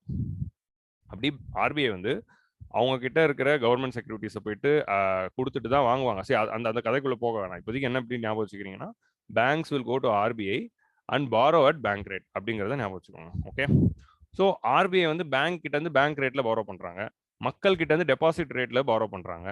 பாரோ பண்ணிட்டு கிரியேட் ஆன கேபிட்டல்ல லோனு கொடுத்துட்டு லெண்டிங் ரேட்ல லோனு கொடுக்குறாங்க. ஸோ லெட் அஸ் இமேஜின் தி சிச்சுவேஷன். இப்படி வச்சுக்கோங்களேன், பேங்க் ரேட் 4% இருக்கு அப்படின்னு வச்சுக்கலாம். ஓகேவா. அதே மாதிரி டெபாசிட்டர்ஸ்க்கு வந்து 3% வந்து ரிட்டர்ன்ஸ் தராங்க அவங்களோட டெபாசிட்ஸ்ல. பொதுவாக 3-4% டிபார்ட் நமக்கு தருவாங்க. ஸோ இப்போ இது இது வந்து 4% வாங்கிருக்காங்க, இது 3% வாங்கிட்டு தான் இந்த கேபிட்டல் ரெடியா இருக்கு. இப்போ லோன் வந்து எவ்வளோக்கு கொடுத்தா அவங்களால வந்து ப்ராஃபிட் ஏர்ன் பண்ண முடியும்னா 6% கொடுக்கணும். அப்பதான் வந்து ஒரு 2% ப்ராஃபிட் எடுக்க முடியும். ஸோ 4% வட்டியில கடனை வாங்கிட்டு இதையும் 4ன்னு வச்சுக்கலாம், டெபாசிட்டர்ஸும் 4ன்னு வச்சுக்கலாம். ஸோ 4% டெபாசிட்டர்ஸ் வந்து வாங்கிட்டாங்க, 4% வந்து பேங்க் ரேட்ல வாங்கிட்டாங்க. பேங்க் ரேட்ல ஒரு 100 ரூபாய் வாங்கிட்டாங்கன்னு வச்சுக்கோங்க. இந்த 100 ரூபாயில 50 ரூபாய் எடுத்து சிக்கு லோனா கொடுத்துடலாம். இல்ல இன்னொரு 50 ரூபா வந்து யாருடைய இப்போ வித்ரா பண்ணாலும் அவங்களுக்கு கொடுக்கறதுக்கு வச்சுக்கலாம். ஸோ டெபாசிட்டர்ஸ் கிட்ட இருந்து ஒரு 100, பேங்க் ரேட்ல ஆர்பிஐ கிட்ட இருந்து ஒரு 100, ஸோ டோட்டலா 200. அதுல ஏக்கு ஒரு 50, பிக்கு ஒரு 50, சிக்கு ஒரு 50 கொடுத்துட்டாங்க. மிச்சம் 50 எதுக்கு? மிச்சம் 50 எதுக்குன்னா யாராவது டெபாசிட்டர் வித்ரா பண்ணா அவங்களுக்கு கொடுக்கறதுக்கு. ஸோ 4% லோனை வாங்கி வச்சிருக்காங்க. அது மக்களுக்கு லோனா கொடுக்குறப்போ, ஃபர்ம்ஸ்க்கு லோனா கொடுக்குறப்போ 6% கொடுத்தா 2% லாபம். இந்த 2% லாபம் தான் வந்து பேங்க்குக்கு சோர்ஸ் ஆஃப் இன்கம். ஸோ ஒழுங்கா கடன் வந்து திருப்பி கட்டப்பட்டால். ஸோ இப்படிதான் வந்து பேங்க் வந்து செயல்படுது. ஓகே. ஸோ இந்த விஷயத்தை ஃபாலோ பண்ணலாம், திருப்பி இதை ப்ளே பண்ணி பாருங்க, உங்களுக்கு புரிஞ்சிடும். இப்போ பாருங்களேன், இப்போ என்ன ஆகுது, இப்போ வந்து பேங்க் ரேட் அதிகமாயிடுச்சு அப்படின்னா என்ன ஆகும் அப்படிங்கிறது பாருங்க. இப்போ ஆர்பிஐ வந்து பேங்க் ரேட்டை அதிகப்படுத்திடுறாங்க அப்படின்னு வச்சுக்கலாம். பேங்க் ரேட் வந்து 4% இருந்த பேங்க் ரேட் வந்து இப்போ திடீர்னு ஆர்பிஐ 6% ஆக்கிட்டாங்க. இப்போ ஆர்பிஐ பேங்க் ரேட் 6% ஆக்கிட்டாங்கன்னா என்ன நடக்கும் அப்படின்னு பாத்தீங்கன்னா, பேங்க் வந்து ஆர்பிஐ கிட்ட இருந்து வாங்குறது 6% ஆயிடுது. ஸோ லாபம் எடுக்கணும்னா இங்க 8% கொடுத்தாகணும். மக்களுக்கு கொடுக்குற லோனை வந்து 8% கொடுத்தாதான் 2% லாபம் எடுக்க முடியும். ஸோ லாபத்தை குறைக்க முடியாது. ஸோ அதனால என்ன பண்ணிடுவாங்க, அவங்க லெண்டிங் ரேட்டையும் 2% ஏற்றிடுவாங்க. ஓகே, லெண்டிங் ரேட்டையும் 2% ஏற்றிடுறாங்க. ஸோ ஏபிசி கடன் வாங்கினாங்கன்னா அவங்களுக்கு லோன் இப்போ காஸ்ட்லி ஆயிடுச்சு. முன்னாடி 6% கிடைச்ச லோன் இப்போ 8% கிடைக்குது. So loans are becoming costlier. இப்போ அதே மாதிரி பாருங்க, இப்போ ஆர்பிஐ வந்து என்ன பண்ணிடுறாங்க, 4% அந்த பேங்க் ரேட்டை 2% குறைச்சிடுறாங்க. ஸோ 2% குறைச்சிட்டாங்கன்னா banks are getting a window no. இப்போ பேங்க்ஸ் என்ன பண்ணலாம், லெண்டிங் ரேட்டை வந்து முன்னாடி 6ல் கொடுத்துருந்தாங்க, ஆர்பிஐ ஏத்துச்சுன்னா அவங்க 8 ஆக்குறாங்க. இப்போ வந்து ஆர்பிஐ வந்து 2 ஆக்கிடுச்சு. 2 ஆக்கிடுச்சுன்னா இவங்க 4க்கே கொடுக்கலாம். ஏன்னா டெபாசிட்டர்ஸ்க்கு ஒரு 4, இது 2னா டோட்டலாக 4 கொடுத்தாலும் அவங்களுக்கு ஒரு நெட் லாபம் வரும். ஸோ அவங்க உடனே லெண்டிங் ரேட்டை 4% அப்படின்னு குறைச்சிருவாங்க. 4% அப்படின்னு குறைச்சிட்டாங்கன்னா loans are becoming cheaper. So RBI bank rate அப்படிங்கிறத இன்க்ரீஸ் பண்ணுச்சுன்னா என்ன ஆகுது, banks are increasing their lending rate. பேங்கோடைய லெண்டிங் ரேட் இன்க்ரீஸ் ஆச்சுன்னா loans are becoming costlier. Loans costlier ஆயிடுச்சுன்னா investors will not get loans. Okay, மக்கள் கிட்ட it is discouraging investment. Loans costlier ஆயிடுச்சுன்னா என்ன பண்ணுவாங்க, ஐயோ வட்டி வாங்கினா அதிக வட்டிக்கு இருக்கு, லோன் வாங்க வேணாம்ப்பா அப்புறம் வாங்கிக்கலாம் அப்படின்னு விட்டுருவாங்க. So it discourages investments. Is discourages இன்வெஸ்ட்மெண்ட்ஸ்னா என்னதுன்னா, amount of loans coming out of the banks will fall. So loans வந்து பேங்க்லேருந்து வெளியே வர்றது குறைய ஆரம்பிச்சு விடும். So that is how bank ரேட்டை வச்சு ஆர்பிஐயால் பேங்க்லேருந்து எவ்வளோ லோன் வருது அப்படிங்கிறத ஃபால் பண்ண வைக்க முடியும். எவ்வளோ அவங்க ஏற்றலாம் ஃபால் பண்ணலாம் அப்படிங்கிறத வந்து இவங்க பேங்க் ரேட் அட்ஜஸ்ட் பண்ணுறது மூலியமா பண்ண முடியும். இப்போ அதே வந்து பேங்க் ரேட்டை ஆர்பிஐ குறைச்சிட்டாங்க அப்படின்னு வச்சுக்கோங்க, என்ன ஆகிடும், 4%லேருந்து 2 ஆக்கிட்டாங்கன்னா பேங்க்ஸ் வந்து அவங்களால லெண்டிங் ரேட்டையும் குறைப்பாங்க. ஸோ தட் ஸ்டில் அவங்களால ப்ராஃபிட்டை மெயின்டைன் பண்ண முடியும். லெண்டிங் ரேட்டை குறைச்சோன்னே என்ன ஆகிடும்னா loans will become cheaper. Loans வந்து சீப் ஆகிடுது, கம்மி விலைக்கே லோன்ஸ் கிடைக்குது. அதனால இட் வில் என்கரேஜ் இன்வெஸ்ட்மெண்ட். நிறைய பேர் என்ன வாங்குவாங்க, ஐயோ கம்மி வட்டிக்கு கடன் கிடைக்குது, கடன் கிடைச்சா நிறைய பேர் வந்து வாங்குவாங்கல்ல. அதிக வட்டியெல்லாம் அதிகமாயிடுச்சுன்னா நிறைய பேர் லோன் வாங்க மாட்டாங்க. ஐயோ இவ்வளோ வட்டி இருக்கு ஏன் வாங்கணும் அப்படின்னு வாங்க மாட்டாங்க. அதனால டிஸ்கரேஜ். ஆனால் அதே கம்மி வட்டிக்கு லோன் கிடைக்குதுன்னு it will encourage investments. So amount of loans will increase. So amount of லோன்ஸை வந்து இப்போ பேங்க் ரேட்டை அதிகப்படுத்தினா அமௌண்ட் ஆஃப் லோன்ஸை குறைக்க முடியும். பேங்க் ரேட்டை கம்மி பண்ணிட்டாங்கன்னா அமௌண்ட் ஆஃப் லோன்ஸை இன்க்ரீஸ் பண்ண முடியும். இது மூலமா என்ன பண்ணலாம், மணி சப்ளையை குறைக்கலாம், மணி சப்ளையை இன்க்ரீஸ் பண்ணலாம். So RBI can increase or decrease the money supply by adjusting the bank rate. That's why bank rate is a quantitative tool. ஏன்னா amount of loans coming out of the banks தான் வந்து இங்கே adjust பண்ணப்படுது. யாருக்கு loan போதுங்கிறத இன்னும் சொல்லலை. பேங்க்ல இருந்து எவ்வளோ லோன் வருது, ஸோ பேங்க் ரேட்டை ஏற்றிட்டா லோன் வரது குறைஞ்சிரும், பேங்க் ரேட்டை கம்மி பண்ணிட்டா லோன் வரது அதிகமாகிடும். So quantity of loans coming out of the banks வந்து ஏற்ற முடியுது, இறக்க முடியுது by adjusting the bank rate. So whenever RBI is adjusting the bank rate, 4% இந்த பேங்க் ரேட்டை 6% ஆச்சுன்னா லெண்டிங் ரேட் 8% ஆகிடும். So it will discourage the investment. மக்கள் லோன் வாங்க மாட்டாங்க, லோன் குறைஞ்சிரும். அதே 4% இந்த லெண்டிங் ரேட் 2% ஆயிடுச்சுன்னா லோன்ஸ் வில் பிகம் சீப்பர், மக்கள் வந்து நிறைய லோன் வாங்குவாங்க. So that's why bank rate is called as quantitative tools. So இப்போ இதுல வந்து நீங்க என்ன புரிஞ்சுக்கணும், இந்த டயக்ராம்ல இருந்து நீங்க என்ன புரிஞ்சுக்கணும் அப்படின்னு பாத்தீங்கன்னா, what is quantitative tool, what is qualitative tool, why it is placed here, why it is placed here. ஏன் இது குவான்டிடேட்டிவ் டூல், ஏன் வந்து பேங்க் ரேட் குவான்டிடேட்டிவ், ஏன் எஸ்எல்ஆர் குவான்டிடேட்டிவ், ஏன் மார்க்கெட் ஸ்டெபிலைசேஷன் குவான்டிடேட்டிவ், ஏன் வந்து மார்ஜினல் ரிக்வயர்மெண்ட் ரெகுலேஷன் குவாலிட்டேட்டிவ், ஏன் வந்து variable portfolio selling qualitative. So why it is quantitative, why it is qualitative அப்படிங்கிற அண்டர்ஸ்டாண்டிங் இருக்கணும். அதோடைய பர்பஸ் என்னன்னு புரிஞ்சுக்கணும். அது மூலமா எப்படி ஆர்பிஐயால மானிட்டரி பாலிசி இம்ப்ளிமெண்ட் பண்ண முடியுது அப்படிங்கிறதையும் புரிஞ்சுக்கணும். ஸோ சிம்பிளா வாட் இஸ் வாட் அப்படிங்கிறது மட்டும் புரிஞ்சுக்கோங்க. ஏன்னா கொஸ்டின்ஸ் வந்து அவ்வளோதான் வருது. Bank rate is a quantitative, which of the following is a quantitative tool அப்படிதான் கேட்க போறாங்க. இல்லைன்னா அடுத்த லெவலில் how bank rate will help, if bank rates are increase what will happen அப்படின்னு கேட்க போறாங்க. பேங்க் ரேட் இன்க்ரீஸ் ஆயிடுச்சுன்னா மணி சப்ளை வில் ஃபால். அவ்வளோதான். இந்த மாதிரி சிம்பிளாக தான் ஆர்பிஐ கேள்வி கேட்க போறாங்க, சாரி யூபிஎஸ்சி கேள்வி கேட்க போறாங்க. ஸோ அதனால வந்து don't get confuse. Bank rate increase ஆயிடுச்சுன்னா money supply will come down, loans will come down. Bank rate கம்மி ஆயிடுச்சுன்னா money supply will increase, loans will increase. அவ்வளோதான். இதை மட்டும் ஞாபகம் வச்சுக்கோங்க. இதை ஞாபகம் வச்சுக்கணும், மனப்பாடம் பண்ண தேவையில்ல. கான்செப்டை புரிஞ்சுக்கிட்டாலே போதும். பேங்க் ரேட் குறைஞ்சிச்சுன்னா லெண்டிங் ரேட் குறையும், லெண்டிங் ரேட் குறைஞ்சி பேங்க்ஸ் வந்து லெண்டிங் ரேட்டை குறைச்சிருவாங்க. லெண்டிங் ரேட்டை குறைச்சிட்டாங்கன்னா லோன்ஸ் சீப் ஆயிடும், லோன்ஸ் சீப் ஆயிடுச்சுன்னா it will encourage the investments. So அதுதான் வந்து இதுல இருக்கிற இந்த லாஜிக் வந்து நம்ம புரிஞ்சுக்க வேண்டும். Okay, I hope bank rate is clear for you all. So bank rate is long term interest rate at which the RBI lends to the banks. So it is a long term interest rate which banks pays to the RBI for the loans which they borrow. எல்லாம் ஒன்று தான். So அடுத்து வந்து ரெண்டாவது வந்து cash reserve ratio, அதுக்கு போகலாம். So what is cash reserve ratio? C இதுக்கெல்லாம் வந்து நோட்ஸ் உங்களுக்கு 12th ஸ்டாண்டர்ட் புக்லேயே இருக்கு, இல்லைனா சங்கர் கணேஷ் புக்லேயே இருக்கு. ரெண்டு புக்லேயுமே சூப்பராக கொடுத்துருக்காங்க. ஸோ பாருங்க, கேஷ் ரிசர்வ் ரேஷியோ அப்படின்னா என்ன அப்படிங்கிறது நெக்ஸ்ட் பார்ப்போம். ஸோ இப்போ நம்ம ஆல்ரெடி பார்த்துட்டோம். ஸோ நம்மளுடைய கிளாசிக் எக்ஸாம்பிளுக்கே நம்ம வச்சுப்போமே. ஓகே, நம்மளோட கிளாசிக் எக்ஸாம்பிள் என்ன, இந்த எக்ஸாம்பிள் நம்ம கான்ஸ்டன்டா வச்சுப்போம். So depositors are coming and depositing the 100 rupees in the form of demand and time deposits. Okay, so அதே மாதிரி பேங்க், இதான் ஒரு bank is getting deposits from the depositors. அதே மாதிரி bank is giving loans to the firms அப்படின்னு வச்சுக்கலாம். So பேங்க்குடைய அசட்னா என்ன, லயபிலிட்டினா என்ன அப்படிங்கிறது இப்போ பார்ப்போம். ஸோ அதே மாதிரி பேங்க் இஸ் பாரோயிங் ஃப்ரம் யாரு, ஆர்பிஐ. ஓகே, ஸோ பேங்க்குடைய அசட் அப்படின்னா என்னதுன்னா பேங்க்குடைய சொத்து. லயபிலிட்டி அப்படின்னா என்னதுன்னா திருப்பி கொடுக்க வேண்டிய கட்டாயம், அதான் வந்து லயபிலிட்டி. நீங்க திருப்பி கொடுக்க வேண்டிய நிலைமை தான் லயபிலிட்டி. ஸோ பேங்கோடைய அசட் என்னென்ன, பேங்க் கொடுத்த லோன்ஸ் தான் பேங்கோடைய அசட். பேங்க் இப்போ ஒருத்தருக்கு 50 ரூபா லோன் தருதுன்னா அந்த 50 ரூபா திருப்பி பேங்க்குக்கு வரப்போகுது, அது பேங்கோடைய சொத்து. பேங்க் ஒருத்தருக்கு 100 ரூபா லோன் கொடுக்க போதுன்னா அந்த 100 ரூபா திருப்பி பேங்க்குக்கு வரப்போகுது, அதேனா அவர் வாங்கினவர் திருப்பி கொடுக்கணும், அது பேங்கோடைய சொத்து, கூட வட்டியும் சேர்த்து வருது.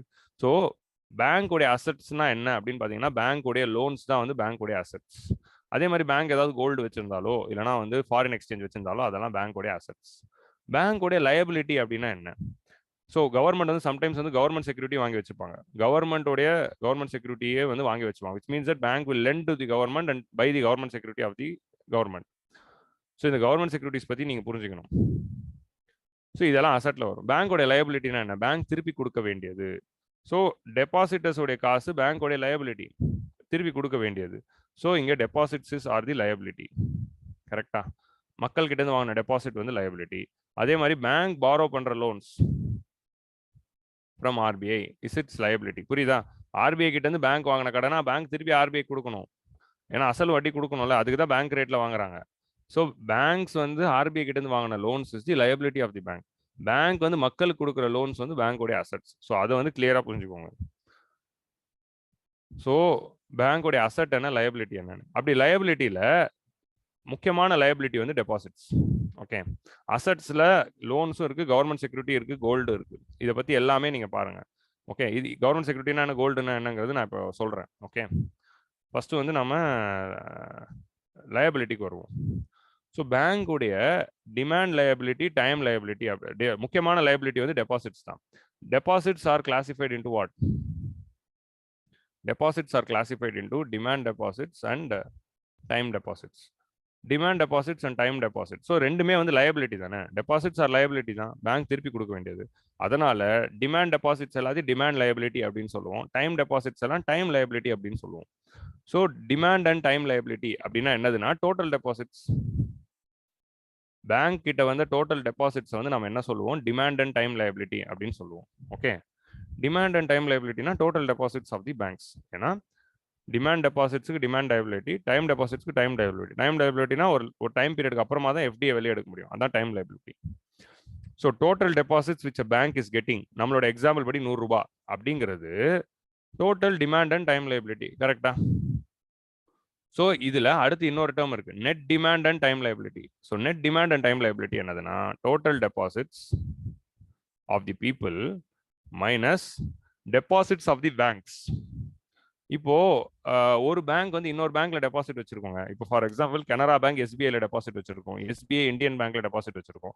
ஏன்னா அவங்களுக்குள்ளேயும் ஆப்ரேஷன்ஸ் நடக்கும், அவங்களுக்குள்ளேயும் வந்து பண பரிவர்த்தனை நடந்துட்டு இருக்கும். எப்படின்னா இப்போ வந்து இப்போ நீங்க கனரா பேங்க் செக் வந்து நீங்க கொடுக்குறீங்க ஒருத்தருக்கு, அவர் எஸ்பிஐல அக்கௌண்ட் வச்சிருக்காருன்னா அவர் அந்த கனரா பேங்க் செக் போய் எஸ்பிஐல தானே டிராப் பண்றாரு. ஸோ கனரா பேங்க்ல இருந்து எஸ்பிஐ காசு போகும். ஸோ இந்த மாதிரி வந்து பேங்க் டு பேங்க் டிரான்சாக்ஷன் நடக்குது. இப்போ நீங்க வந்து எஸ்பிஐல இருக்கிற ஒருத்தர் வந்து கனரா பேங்க்ல இருக்க ஒருத்தருக்கு காசு அனுப்புறீங்க அப்படின்னா அது வந்து பேங்க் டு பேங்க் டிரான்சாக்ஷன். அந்த மாதிரி பேங்க் டு பேங்க் டிரான்சாக்ஷன்ஸ். அதே மாதிரி பேங்க்ஸுக்கு அவசரமா ஏதாவது காசு வேணும்னா அவங்க இன்னொரு பேங்க் கிட்ட இருந்து காசு வாங்கிக்கலாம். ஸோ அப்படி இருக்கும்போது காசு நிறைய இருக்க பேங்க் கிட்ட காசு இல்லாத பேங்க் கூட போய் காசு வாங்கும். ஸோ அப்படிலாம் இருக்கும்போது அவங்களுக்குள்ளேயே ஒரு அக்கௌண்ட்ஸ் வச்சிருப்பாங்க. ஸோ பேங்கோடைய டோட்டல் டெபாசிட்ஸ் அப்படின்னா என்ன, இதுக்குள்ள என்னென்ன இருக்கலாம், மக்கள் வைக்கிற டைம் டெபாசிட்ஸ், மக்கள் வைக்கிற டிமாண்ட் டெபாசிட்ஸ், அதை தாண்டி அதர் பேங்க்ஸ் வைக்கிற டெபாசிட்ஸும் டோட்டல் டெபாசிட்ஸ்குள்ள தான் வருது. அப்படியே அதர் பேங்க்ஸ் இப்போ வந்து ஃபார் எக்ஸாம்பிள் இங்கே எஸ்பிஐ இருக்கு, கனரா பேங்க் எஸ்பிஐல வச்சிருக்கிறதும் டோட்டல் டெபாசிட்ஸ்குள்ள வருது. ஸோ நமக்கு அது தேவையில்லை. இன்னொரு பேங்க்ல வச்சிருக்கிறத மைனஸ் பண்ணிக்கிட்டு வெறும் மக்கள் வச்சிருக்க டெபாசிட்ஸ் மட்டும் பார்க்கறது தான் net demand and time liability. வெறும் டிமாண்ட் அண்ட் டைம் லைபிலிட்டினா என்னதுன்னா டோட்டல் டெபாசிட்ஸ். இந்த டோட்டல் டெபாசிட்ஸ்குள்ள பீப்புள் வச்சிருக்கிற டிமாண்ட் டெபாசிட்ஸும் டைம் டெபாசிட்ஸும் வருது, பேங்க்ஸ் வச்சிருக்கிற டெபாசிட்ஸும் வருது. ஸோ இந்த டோட்டல் டெபாசிட்ஸ்ல இருந்து பேங்க் வச்சிருக்க டெபாசிட்ஸை மைனஸ் பண்ணிக்கிட்டா வெறும் பீப்புள் இருக்கிற டெபாசிட் மட்டும் கால்குலேட் பண்றது தான் net demand and time liability. So demand and டைபிலிட்டில இருந்து நெட் அப்படிங்கிற ஒரு வார்த்தை வருதுன்னா எதையோ ஒன்று மைனஸ் பண்ணுவோம். நம்ம ஆல்ரெடி பார்த்தோம்ல, gross domestic product net domestic ப்ராடக்டா மாறும்போது டெப்ரிசியேஷனை மைனஸ் பண்ணுவோம். ஸோ எப்பவுமே கிராஸ் வந்து நெட்டா மாறும்போது எதையோ ஒன்று மைனஸ் பண்ணுவீங்க. ஸோ இங்க என்ன மைனஸ் பண்றீங்கன்னா deposits of the banks.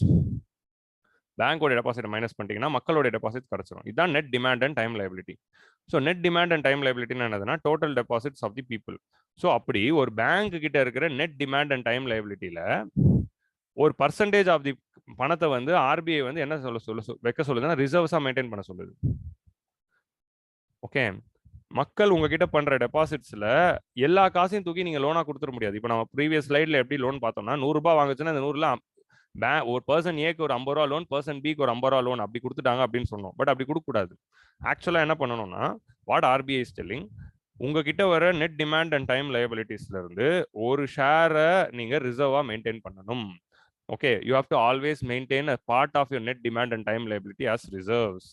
So அந்த ரிசர்வுக்கு வந்து என்ன பேர் வைக்கிறாங்க, ஸோ அந்த ரிசர்வுக்கு வந்து they are two types of reserves. ஒன்று வந்து கேஷ் ரிசர்வ் ரேஷியோ, இன்னொன்று ஸ்டாட்யூட்டரி லிக்விடிட்டி ரேஷியோ அப்படின்னு ரெண்டு ரிசர்வ் மெயின்டைன் பண்ண சொல்றாங்க. ஒன்று சிஆர்ஆர், இன்னொன்று எஸ்எல்ஆர். இது ரெண்டுமே வந்து reserves maintained by the banks. Okay, so இந்த மாதிரி ரிசர்வ்ஸ் எடுத்து வச்சுக்கிட்டு மிச்ச காசை தான் லோனா கொடுக்கணும் அப்படிங்கிறது சொல்றாங்க. ஸோ இப்போ இது வரைக்கும் உங்களுக்கு புரிஞ்சிச்சுல, பேங்க்ஸ் வரக்கூடிய டெபாசிட்ஸ்ல டிமாண்ட் டெபாசிட்ஸ், டைம் டெபாசிட்ஸ் அப்படின்னு ரெண்டா பிரிக்கிறோம். அதில் டிமாண்ட் டெபாசிட்ஸ் அதான் டோட்டல் டெபாசிட்ஸ் ஆஃப் தி பேங்க்ஸ்ல என்ன இருக்க போகுது, demand deposits of the people, time deposits of the people and deposits of the other banks with this bank. So அப்படி அதர் பேங்க்ஸை மைனஸ் பண்ணிக்கிட்டா அவங்களுக்கு net demand and time liability கிடைச்சிரும். ஏன்னா டெபாசிட்ஸ் ஆர் லைபிலிட்டி, அதனால net demand and time liability. So net demand and time liability is equal to total deposits minus deposits of the other banks. So இப்போ இந்த net demand and time லைபிலிட்டியில 100 ரூபாய், இப்போ இந்த பேங்கோட net demand and time liability 100 ரூபாய்னா இந்த 100 ரூபாவை தூக்கி நீங்க அப்படியே வந்து லோனா கொடுக்கக்கூடாது. இந்த 100 ரூபாயில ஒரு விஷயத்தை ரிசர்வா மெயின்டைன் பண்ணிட்டு மிச்ச காசை தான் லோனா கொடுக்க முடியும் அப்படின்னு ஆர்பிஐ சொல்லுது. அப்படி ரிசர்வா மெயின்டைன் பண்றதை தான் வந்து நம்ம என்ன சொல்றோம்னா வேரியபிள் ரிசர்வ் ரேஷியோ அப்படின்னு சொல்றோம். இதுதான் வந்து ஆர்பிஐ வந்து வேரியபிள் ரிசர்வ் ரேஷியோ அப்படின்னு சொல்லுது. வேரியபிள் ரிசர்வ் ரேஷியோனா என்னதுன்னா part of money demand net demand and time liabilities should be maintained as variable reserve and rest of the money should be given. So இந்த வேரியபிள் ரிசர்வ் ரேஷியோ வந்து ரெண்டா பிரிக்கிறோம். ஒன்று வந்து CRR கேஷ் ரிசர்வ் ரேஷியோ, இன்னொன்று SLR statutory liquidity ratio. Cash reserve ratio statutory liquidity ratio அப்படின்னு ரெண்டா பிரிக்கிறோம். ஸோ ஆர்பிஐ அதாவது பேங்க்ஸ் கிட்ட இருக்க நெட் டிமாண்ட் அண்ட் டைம் லைபிலிட்டிஸ்ல a part of it they have to maintain with RBI, that is called as CRR. So ஒரு bank வந்து என்ன பண்ணணும், அவங்களுக்கு வர நெட் டிமாண்ட் அண்ட் டைம் லைபிலிட்டிஸ்ல ஒரு பார்ட் வந்து ஆர்பிஐ கிட்ட ரிசர்வா மெயின்டைன் பண்ணணும், தட் இஸ் CRR. ஒரு பார்ட் ஆஃப் இட் அவங்களே அவங்களுடைய பேங்க் லாக்கர்ல எடுத்து வச்சுக்கணும். அவங்களுடைய வால்ட் அப்படின்னு சொல்லுவாங்க. வால்ட்னா பேங்க் லாக்கர். ஸோ அந்த பேங்க் லாக்கருக்குள்ள அவங்களே வந்து ஒரு ரிசர்வ் எடுத்து வச்சுக்கணும். அதுதான் வந்து SLR. ஸோ ஆர்பிஐ என்ன சொல்லுது, உங்கள்கிட்ட net demand and time liability வருதா, அதில் ஒரு பார்ட்டை வந்து நீங்கள் என்கிட்ட ரிசர்வாக எடுத்து கொடுத்துருங்க, keep reserve us with me. So bank வந்து அப்படி வர டெபாசிட்ஸ் வந்து ஒரு பார்ட்டை ஆர்பிஐக்கு ரிசர்வாக கொடுத்துரும். இன்னொரு பார்ட்டை வந்து அவங்களே அவங்களுடைய பேங்க் லாக்கரில் எடுத்து வச்சுப்பாங்க. அதுதான் வந்து SLR statutory liquidity ratio. as the name suggests, it should be maintained in the liquidity high liquid form. High liquid ஃபார்ம்ல நீங்க எடுத்து வச்சுக்கோங்க, ஹை லிக்விட் ஃபார்ம்ல மெயின்டைன் பண்ணுங்க அப்படின்னு சொல்லுது. ஸோ இதுதான் வந்து reserve requirements. So the reserve maintained by the banks with RBI is called as cash reserve ratio. The reserve maintained by the banks in the liquid form in their own vault is called as statutory liquidity ratio. இப்போ நம்ம example எடுத்துக்கலாம். At present இப்போ வந்து NDTL net demand and time liabilities வந்து 100 ரூபாய் அப்படின்னு வச்சுக்கோங்க. அதுல நமக்கு CRR வந்து 5%, SLR வந்து 10% அப்படின்னு ஒரு எக்ஸாம்பிளுக்கு வச்சுக்கலாம். ஓகேவா? இப்போ 100 ரூபாய் பேங்க் காசு வருதுன்னு வச்சுக்கோங்களேன். அதுல CRR 5%, SLR 10% அப்படின்னு RBI சொல்லிட்டாங்கன்னா 100 ரூபாயில 5 ரூபாய் எடுத்து ஆர்பிஐ கிட்ட கொடுத்துடணும். 10 ரூபாய் வந்து அவங்க என்ன பண்ணிடணும், அவங்க லாக்கர் பேங்க் லாக்கர்ல வச்சுக்கணும். ஸோ மிச்சம் இருக்கிற 85 ரூபாவை தான் லோனாக கொடுக்க முடியும் அப்படின்னு சொல்றாங்க. ஓகே, ஸோ இந்த 85 ரூபாய் லோனை தான் வந்து பேங்க்ஸால கொடுக்க முடியும். 100 ரூபாவே லோனா கொடுக்க முடியாது. மக்கள் கிட்ட இருந்து வர காசை அப்படியே தூக்கி லோனா கொடுத்துட முடியாது. இந்த ரிசர்வ் மெயின்டைன் பண்ணிட்டு மிச்ச காசை தான் கொடுக்க முடியும். ஸோ இதுதான் வந்து வேரியபிள் ரிசர்வ் ரிக்வயர்மெண்ட், அதாவது cash reserve ratio and SLR. So எதுக்காக இதை ரிசர்வ் மெயின்டைன் பண்ண சொல்றாங்க? So imagine a situation. இப்போ போன எக்ஸாம்பிள் பார்த்த மாதிரி வர்ற 100 ரூபாய் அப்படியே தூக்கி 2 பேர் கொடுத்துட்டாங்க. அந்த 2 பேர் விஜய் மல்லையா நீரவ் மோடியா இருந்தாங்கன்னா 2 பேருமே ஆளுக்கு 50 ரூபா எடுத்துட்டு லண்டன் போயிடுவாங்க. ஸோ அப்புறமா என்ன ஆயிடும், பேங்க்குக்கு லாஸ் ஆயிடும். டெபாசிட் போட்ட யாரோ ஒருத்தர் போயிட்டு எனக்கு டெபாசிட்டை திருப்பி கொடு அப்படின்னா பேங்க் கிட்ட காசு இருக்காது. ஸோ பேங்க் வந்து இந்த மாதிரி காசு எல்லாத்தையும் எடுத்து லோனா கொடுத்து ஏமாத்துட்டாங்கன்னா அப்புறம் டெபாசிட்டர்ஸ் வந்து வித்ரா பண்றப்போ இல்லைன்னு சொல்லிடுவாங்க. டெபாசிட்டர்ஸ் வந்து காசு கேட்கறப்போ இல்லைன்ட்டாங்கன்னா என்ன ஆயிடும், மக்களுக்கு பேங்க் மேல இருக்க நம்பிக்கையே போயிடும். ஸோ அதனால வந்து it is a huge crisis. So அதனால பேங்க் வந்து இந்த மாதிரி திவால் ஆகாத நேரத்தில் ஆகக்கூடாதுங்கிறதுனால எப்பவுமே வந்து ஒரு ரிசர்வ் எடுத்து மெயின்டைன் பண்ணப்பா அப்படின்னு வந்து சொல்றாங்க. So this is the main purpose of CRR. Okay, இப்போ இது எப்படி வந்து மானிட்டரி பாலிசி டூலா இருக்கு, இதுதான் அடுத்த கேள்வி. இது ஏன் குவான்டிடேட்டிவ் டூல், இதனால எப்படி இன்ஃபிளேஷன் கண்ட்ரோல் ஆகுது, அதை இப்போ பார்க்கலாம். இப்போ இதனால எப்படி இன்ஃபிளேஷன் கண்ட்ரோல் ஆகுதுங்கிறத இப்போ பார்ப்போம். இப்போ ஆர்பிஐ வந்து CRR அதிகப்படுத்துறாங்க அப்படின்னு வச்சுக்கோங்களேன், இல்லை SLR அதிகப்படுத்துறாங்க அப்படின்னு வச்சுக்கோங்களேன். என்ன ஆக போகுது, CRR இப்போ 10 ஆக்கிடுறாங்க, SLR 15 ஆக்கிடுவாங்க அப்படின்னு வச்சுக்கோங்க. ஒரு எக்ஸாம்பிளுக்கு முன்னாடி 100 ரூபாய் வந்துச்சுன்னா 5 ரூபாய் மேல 10 ரூபாய் உள்ள, ஸோ மிச்சம் 85 ரூபா லோன் கொடுக்க முடியுது. இப்போ என்ன ஆயிடுச்சு, CRR 10 ஆயிடுச்சு, ஸோ ஆர்பிஐக்கு 10 போயிடும். SLR 15 ஆயிடுச்சு, ஸோ அவங்களே 15 எடுத்து வைக்கணும். ஸோ மிச்சம் 75 ரூபாவை தான் லோனாக கொடுக்க முடியும். முன்னாடி 15 இருந்தது, இப்போ 25 ஆயிடுச்சு reserve.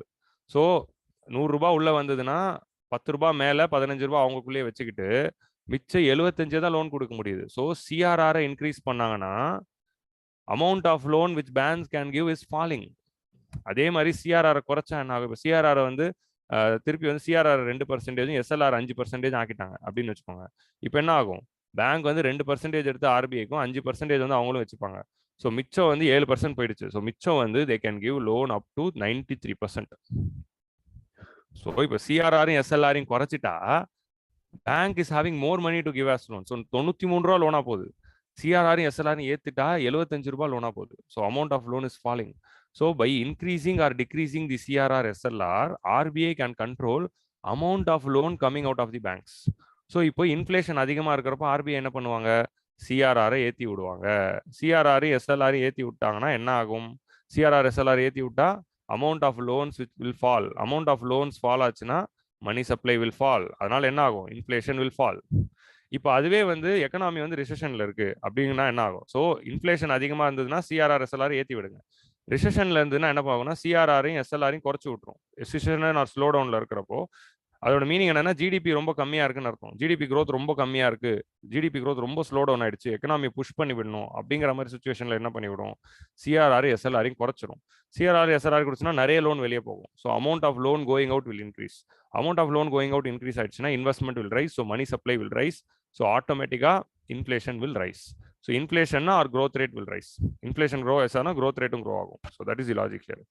So more investments, more production, more growth, more income to the people, more demand. So ரிசெஷன்லேயும் டிப்ரெஷன்லேயும் இருக்கிற எக்கானாமிக்கு சிஆர்ஆரையும் எஸ்எல்ஆரையும் குறைக்கணும், பேங்க் ரேட்டை குறைக்கணும். முன்னாடி பார்த்துட்டு பேங்க் ரேட்டு. அதே வந்து இன்ஃப்ளேஷன் அதிகமாக இருந்ததுன்னா சிஆர்ஆர் ஏற்றணும், எஸ்எல்ஆர் ஏற்றணும், பேங்க் ரேட்டை ஏற்றணும். ஸோ இது மூணுத்தையும் ஏற்றிட்டா உங்களால் மணி சப்ளை கண்ட்ரோல் பண்ண முடியும். So amount of loan coming out of the bank is being controlled here, or amount of loan coming out of the bank is increased here. So இங்கே amount சம்மந்தப்பட்டதாக இருக்கிறதுனால இது quantitative. So this is CRR and SLR. So CRR na reserve which bank maintain with respect to RBI. SLR na which they have to maintain in the own vault. As the word liquidity is mentioned here, what does liquidity mean? Liquidity na enna அப்படினு பாத்தீங்கன்னா bank வந்து SLR, அப்படி SLRங்கிற வார்த்தைக்குள்ள என்ன இருக்கு, statutory liquidity ratio. Statutory liquidity ratio na banks have to maintain in their own vault. Bank உடைய வால்ட்டுக்குள்ள வச்சுக்கணும். So பேங்கோட வால்ட்டுக்குள்ளே வச்சுக்கணும்னா அது ஹை லிக்விடிட்டி ஃபார்மில் வச்சுக்கணும். ஏன்னா எப்பயாவது ஒரு லிக்விடிட்டி கிரைசிஸ் வருது, ஒரு பணம் நீடு வருது அப்படின்னா அதுலேருந்து எடுத்து செலவு பண்ணுற மாதிரி ஒரு லிக்விடிட்டியாக எடுத்து வச்சுக்கணும் அப்படிங்கிற மாதிரி, ஒரு ஆத்திர அவசரத்துக்கு தேவைப்படுற மாதிரி. ஸோ இந்த லிக்விடிட்டியாக வச்சுக்கணுங்கிறது எப்படி வைக்க சொல்கிறாங்கன்னா 3 ஃபார்மேட்டில் வைக்கலான்றாங்க. ஃபர்ஸ்ட் வந்து கேஷ், ரெண்டாவது வந்து கோல்டு, மூணாவது வந்து கவர்மெண்ட் செக்யூரிட்டி. இந்த 3 ஃபார்மேட்டில் மெயின்டைன் பண்ணலாம் அப்படின்னு சொல்கிறாங்க. ஏன்னா அது 3 தான் ஹைலி லிக்விட். ஸோ ஹைலி லிக்விட்னா வாட் இஸ் லிக்விடிட்டி? அப்போ லிக்விடிட்டினா என்ன அப்படிங்கிற வேர்டுக்கான கொஸ்டின் வருது. லிக்விடிட்டினா ability to easily do a transaction with it or ability to easily exchange. So easily எக்ஸ்சேஞ்சபிளாக இருக்கணும், easily exchangeable thing and ability to do easy transaction. So எதை வச்சு உங்களால் ஈஸியாக எக்ஸ்சேஞ்ச் பண்ண முடியும், டிரான்சாக்ட் பண்ண முடியும். காசு எடுத்துன்னு போய் யார்கிட்ட கொடுத்தாலும் வாங்கிப்பாங்க. காசை கொடுத்து நீங்கள் எந்த டிரான்சாக்ஷனாலும் பண்ணிக்கலாம். நீங்கள் எந்த பொருளை வாங்க போனாலும் காசை கொடுத்தா ஃபர்ஸ்ட் வாங்கிப்பாங்க. ஸோ மோஸ்ட் லிக்விடிட்டினா என்னதுன்னா ஈஸிலி எக்ஸ்சேஞ்சபிள் அண்ட் ஈஸிலி நீங்கள் உங்களால் ஒரு டிரான்சாக்ஷனை பண்ண முடியும். அதுதான் லிக்விடிட்டி. ஸோ கேஷ் தான் is the most liquid. Followed by that கேஷுக்கு அடுத்து எல்லாரும் எதை வாங்கிப்பாங்க, தயாராக வாங்கிப்பாங்க அப்படின்னா gold. Gold is easily exchangeable. ஈஸியாக யார்கிட்ட போய் கோல்டு கொடுத்தாலும் கோல்டை வாங்க ரெடியாக இருப்பாங்க. வாங்கிட்டு உடனடியாக காசை கொடுக்கறதுக்கு ஈஸியாக பண்ணிடலாம். கோல்டை விற்கணும்னா 10 நிமிஷத்தில் போய் வித்துடலாம். எல்லா கடையிலையும் வந்து காசு கொடுக்க ரெடியாக இருக்காங்க. அடகு கடைகள்னே ஒன்று தனியாக நடத்துறாங்கன்னா பார்த்துக்கோங்க. So easily you can do a transaction with gold. அதான் ரெண்டாவது. ஸோ மூணாவது highly liquid thing is government security. ஏன்னா நீங்க கவர்மெண்ட் செக்யூரிட்டி எடுத்துட்டு போய் வித்தாலும் எல்லாரும் வாங்க தயாரா இருப்பாங்க, எல்லா பேங்க்ஸும் வாங்க ரெடியா இருக்கும். இப்போ உங்கள்கிட்ட ஒரு கவர்மெண்ட் செக்யூரிட்டி இருக்கு, நீங்க அதை எடுத்துட்டு போய் பேங்க் கிட்ட கொடுத்தீங்கன்னா பேங்க் ரெடியா வாங்கிக்கும். ஸோ கோல்டு எப்படி வாங்கிக்கிறாங்களோ அது மாதிரி கவர்மெண்ட் செக்யூரிட்டி வாங்கிட்டோம், அதுவும் highly liquid. So that is the importance of government security. ஏன்னா கவர்மெண்ட் வந்து அவங்க வாங்குற கடனை டிஃபால்ட் பண்ண மாட்டாங்க. கவர்மெண்ட் செக்யூரிட்டினா கண்டிப்பா பணம் வரும், ஏன்னா அது கவர்மெண்டோட செக்யூரிட்டி. அதனால வந்து யாருமே அதை டினை பண்ண மாட்டாங்க. ஸோ கேஷுக்கு கோல்டுக்கும் அடுத்தபடியா எல்லாருமே வாங்கக்கூடிய விஷயம் கவர்மெண்ட் செக்யூரிட்டிஸ். ஸோ இந்த 3 ஃபார்மேட்ல நீ எஸ்எல்ஆர் மெயின்டைன் பண்ணு அப்படின்னு சொல்றாங்க. ஸோ தட் ஈஸியா உங்களுக்கு என்னைக்காவது ஒரு பணம் நீடு வருது. இப்போ தீபாவளி டைம்ல நிறைய பேர் வந்து காசு எடுப்பாங்க, 1ஆம் தேதி அப்போ நிறைய பேர் வந்து காசு எடுப்பாங்க. நிறைய பேர் வந்து ஒரே நாளில் காசை வித்ரா பண்ணும்போது நிறைய கேஷ் வந்து பேங்க்குக்கு தேவை. அப்படி நிறைய கேஷ் ஒரு சில டைம் இருக்க கேஷ் இல்லைங்கிற போது நீங்க இந்த லிக்விடிட்டி எப்பவுமே வச்சுக்கோங்க அப்படின்றாங்க. ஓகே, பட் இதை வந்து பிரீச் பண்ணக்கூடாது. எப்பவுமே இது உள்ள வச்சது வெளியவே எடுக்கக்கூடாது. லாஸ்ட் ரெசார்ட்டா ஆத்திர அவசரமா இருக்கிற டைம்ல மட்டும்தான் உள்ள இருந்து எடுக்கணும். ஒரு உண்டியல் காசு மாதிரி. உண்டியலை நீங்க எப்பயுமே உடைக்கூடாதுல. உண்டியலுக்குள்ள காசு போட்டீங்கன்னா போட்டது தான். நீங்க உண்டையில உடைச்சா மட்டும்தான் காசு எடுக்க முடியும். அதுதான் எஸ்எல்ஆர். ஸோ எப்பயாவது எக்ஸ்ட்ரீம் சுச்சுவேஷன்ல வந்தாதான் நீங்க உண்டியலை உடைப்பீங்க. அந்த மாதிரி எக்ஸ்ட்ரீம் சுச்சுவேஷன் வந்தாதான் நீ எஸ்எல்ஆர்ல இருந்து எடுக்கணும். அப்படின்னு எடுத்தாலும் நான் மேல பெனால்ட்டி போடுவேன் அப்படின்னு ஆர்பிஐ சொல்றாங்க. நீ எடுத்துக்குவானா நான் பெனால்ட்டி போடுவேன் அப்படின்னு சொல்ற அளவுக்கு இது வச்சிருக்காங்க. இது ஏன்னா காசு வந்து பேங்க் திவால் ஏதாவது ஆயிடுச்சுன்னா எந்த ரிசர்வ் வச்சாவது மக்களோட டெபாசிட்ஸ் கொஞ்சமாவது திருப்பி கொடுக்கப்பட வேண்டும் என்பதற்காக. அப்படிங்கிறதான் எஸ்எல்ஆரோட பர்பஸ். ஸோ இப்போ கவர்மெண்ட் செக்யூரிட்டினா என்னப்பா இதுனே புதுசாக இருக்கு அப்படின்னு உங்களுக்கு கேள்வி வருது. ஸோ இப்போ வரைக்கும் இது புரிஞ்சிச்சா கேஷ் கோல்டு கவர்மெண்ட் செக்யூரிட்டின்னு. This is the thing. இப்போ ப்ரெசென்ட்டாக வந்து எஸ்எல்ஆர் உடைய வேல்யூ வந்து எவ்வளோ இருக்குன்னா 18% இருக்கு. சிஆர்ஆரோட வேல்யூ எவ்வளோ இருக்குன்னா 4% இருக்கு. So total 22. ஸோ இப்போ பேங்க் கிட்ட இதான் வந்து ப்ரெசென்ட்டாக ஆர்பிஐ மெயின்டைன் பண்ணுற ரேட். பேங்க் கிட்ட 100 ரூபா net demand and time light வருதுன்னா 4 ரூபா தூக்கி ஆர்பிஐ கொடுத்துடணும்.